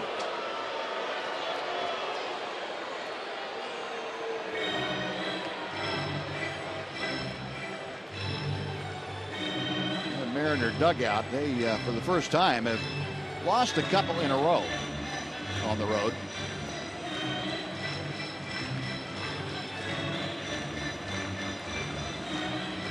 Boy, McClendon trying to turn around not only the fortunes but the culture in Seattle. He said that they've kind of gotten away from driving toward winning. Now we're ready. The 2-2 pitch. Inside and low. It's 3-2. Rios with a full count. Runners at second and third. Infield in. So it's a great situation for him to hit in. this crowd of just over 29,000 making some noise. Payoff pitch. Got him swinging. Went with the breaking ball, and Rios couldn't recognize it. It's a strikeout, one gone. And I would imagine they're going to walk Prince Fielder. Well, they did that earlier in the game. Didn't work very well. They walked him in the first inning, and Kevin singled to left field to drive in. Actually double to drive in a run, but they're going to try it again. It's probably the right thing to do. See if Kevin can make him pay for it again. This is Fielder's second game with at least 2 intentional walks in a game. And he is setting the table for Kevin Kuzminoff. Third wide one from Wilhelmsen. Well, McClendon said, no, I'm not going to let the big guy beat me. He's done that too often. And the fourth wide one puts him aboard. Well, Kevin Kuzminoff coming up after an intentional walk again. This time with the bases full and 1 out here in the 8th inning. Kuzminoff 2 for 4, doubled his first 2 times up. Drove in a run, now with 6 RBI, and he's got teammates at every sack in this at bat. Infield for the Mariners, backing up to just in front of double play depth. You see the second baseman Franklin backing up now to full double play depth. And Kuzminoff fights off that first pitch. It's 0-1.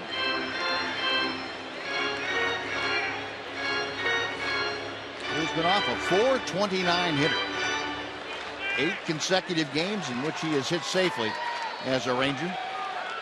Tom Wilhelmsen, the 30-year-old right-hander, working out of the bullpen. 0-1 pitch. Out of play to the right. Now you've got your work cut out for you now. No balls and 2 strikes. Bases loaded with 1 out. Key is to try to make some contact right here, down 0-2. Kevin, with runners in scoring position, has definitely gotten the job done. Wilhelmsen to the plate. And misses low and inside.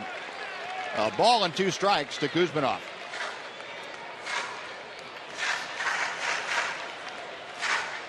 Wilhelmsen signed as a minor league free agent back in 2010 by the Mariners. He has led a very circuitous route to the big leagues, back to the big leagues with the Mariners. 1-2 pitch. And it's 2-2.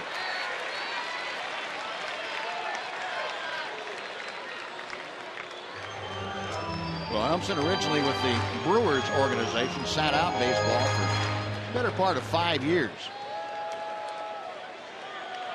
And they signed him to a minor league contract in 2010.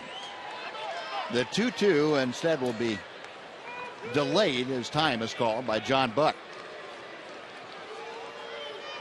Jew, Andrews, and Fielder, third, second, and first. Check swing. Did he go around? No, he did not. Didn't. Doing a 2-2 breaking ball. Now it's 3-2. You don't want to walk him, force in a run. So where do you throw him here? No place to put him. Paul Schreiber judging from that check swing that there was no swing. Oh, it's 3-2 with 1 out. Ron Washington trying to tally up the runs in his own mind. Payoff pitch coming to Kuzminoff. Up the middle, behind the bag at second. Franklin steps on it, goes to first, a double play, and the Rangers' 8th comes to a close. No runs, a hit, and 2 are left. It's Joaquin Soria time as we head to the 9th inning. Rangers leading 8-6.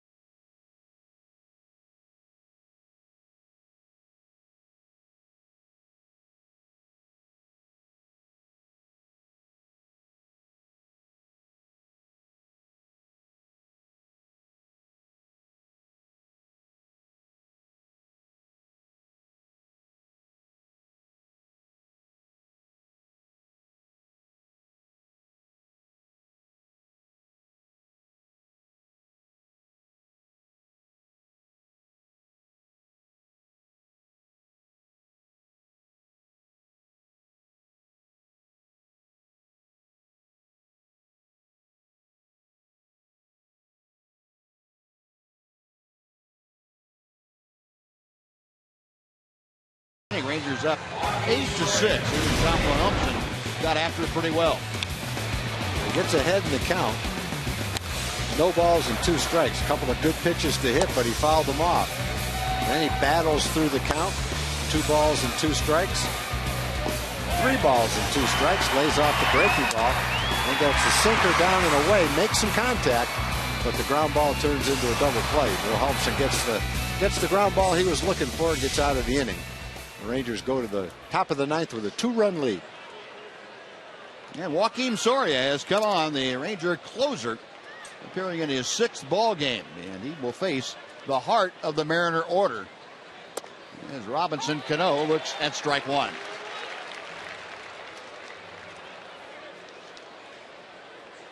Cano 0 for 8 in his career against Joakim Soria.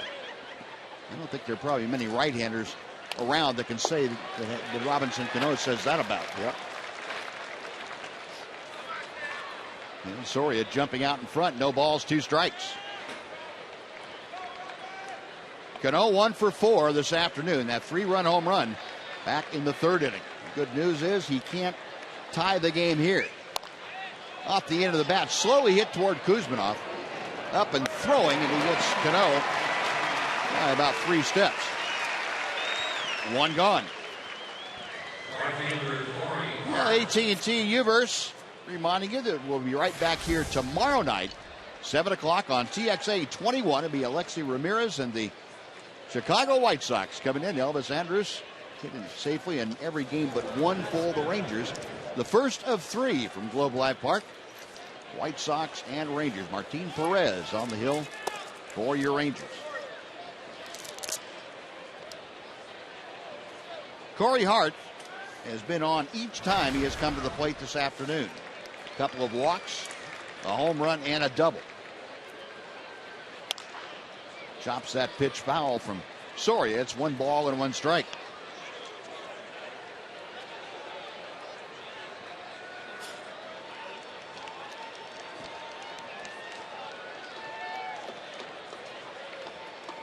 Well, the Rangers lost 4 out of 6 on the road. They've had 4 walk-offs, so there haven't been a lot of save opportunities.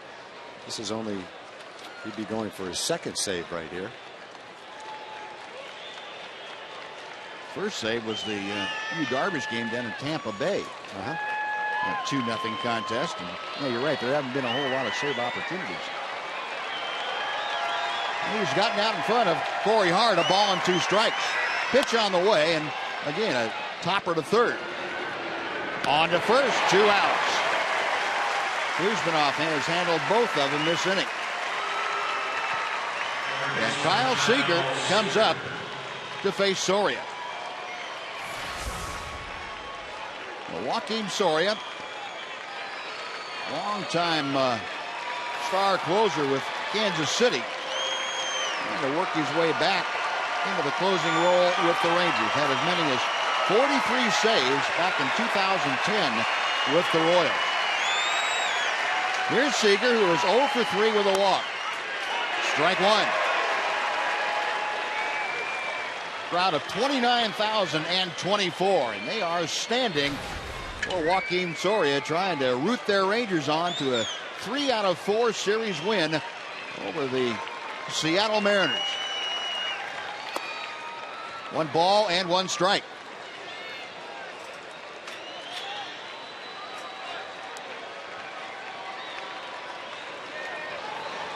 Ranger fans bundled up a bit against the damp chill of Globe Life Park today. Seager yanks 1 foul down the right field line, back into the seats. And Soria now with a count of 1 ball and 2 strikes. 1 strike away from wrapping up the Rangers' 9th victory of the year.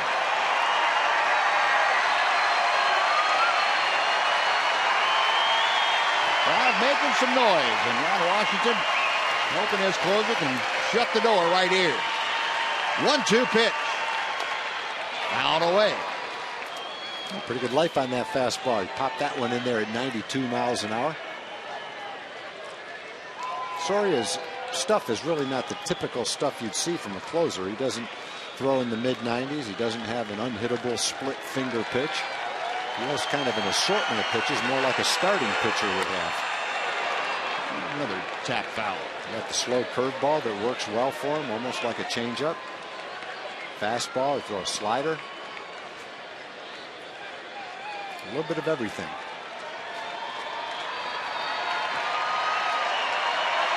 One and two. Hands on their feet. Soria waiting for Seager to get back in the box. Now the right-hander is set. And another foul ball. Seager making it tough on Soria. Yeah, that pitch looked like it was about 6 inches inside. Yeah. No, right on the corner. Not as far inside as it looked. Kind of pitch you really have to swing at because it's a borderline strike. Right. JP Arancibia flashing the signs out. Takes that fastball away. It's on the way and it fouled up.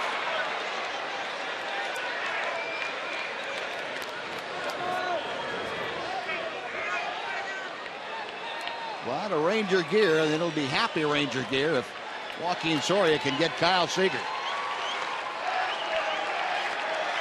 8th pitch of this at bat is coming up. Got him swinging. Slow hook. And that set the hook in the Mariners. Soria with the save, the Rangers with the win. 8-6 the final. And for the second straight day, Pedro Figueroa comes away the victor. His first 2 major league wins. The Rangers fight back to take this game and take 3 out of 4 in the series from the Seattle Mariners. Another big day for Kevin Kuzminoff. Mitch Moreland, a big day at the plate. And the Rangers able to overcome a 6-run 3rd inning for Seattle here this afternoon and get the win 8-6. Well, the Rangers moved to 9-7. They are 7-3 here in the friendly confines of Globe Life Park. And Soria, a 1-2-3 9th inning. Seager was up there battling, but he couldn't wait long enough on that slow curveball. Broke sharply right down out of the strike zone. Rod Washington and Tim Bogart, their standard post-game greeting for each other. The victory hug, and the rest of the Rangers coming off after their line. Boy, what an afternoon it was. Let's go down to the field. Aaron Hardigan is standing by. Aaron. Hey guys, here with designated hitter Mitch Moreland, who this morning I spoke with about his transition to that DH role this year. With your outing today, Mitch, where does that comfort now stand at that position, and what's helped you? It's definitely getting better. Just trying to stay loose and stay in the game, and just mainly staying loose has been the biggest thing for me. Trying to get adjusted to keeping my body loose, staying, seeing some pitches, seeing some velocity, going up watching the machine. But it's been all right. And today's just, it was a nice one because, it just kind of worked out. So, it was a seesaw up and down kind of game. Yet this group continued to show focus and confidence throughout the game. How do you explain that resiliency? Where does it start? I don't know. I think this team's been doing it all year with, the late inning comebacks and the walk-offs and stuff. And, we kept creating opportunities and kept pushing runs across and putting pressure on the other team. And when you do that, a lot of times it works out your way.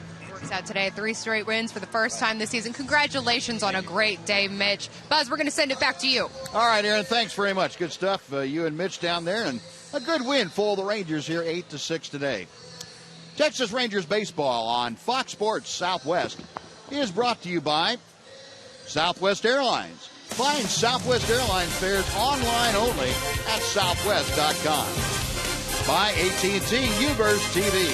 Check availability at 1-800-PICK-ATT. Rethink possible. And by your Texas Ford dealers. Take the EcoBoost Challenge to see why Ford is the best in Texas. Dana Larson and Mark McLemore back to wrap things up from Globe Life Park right after this on Fox Sports Southwest.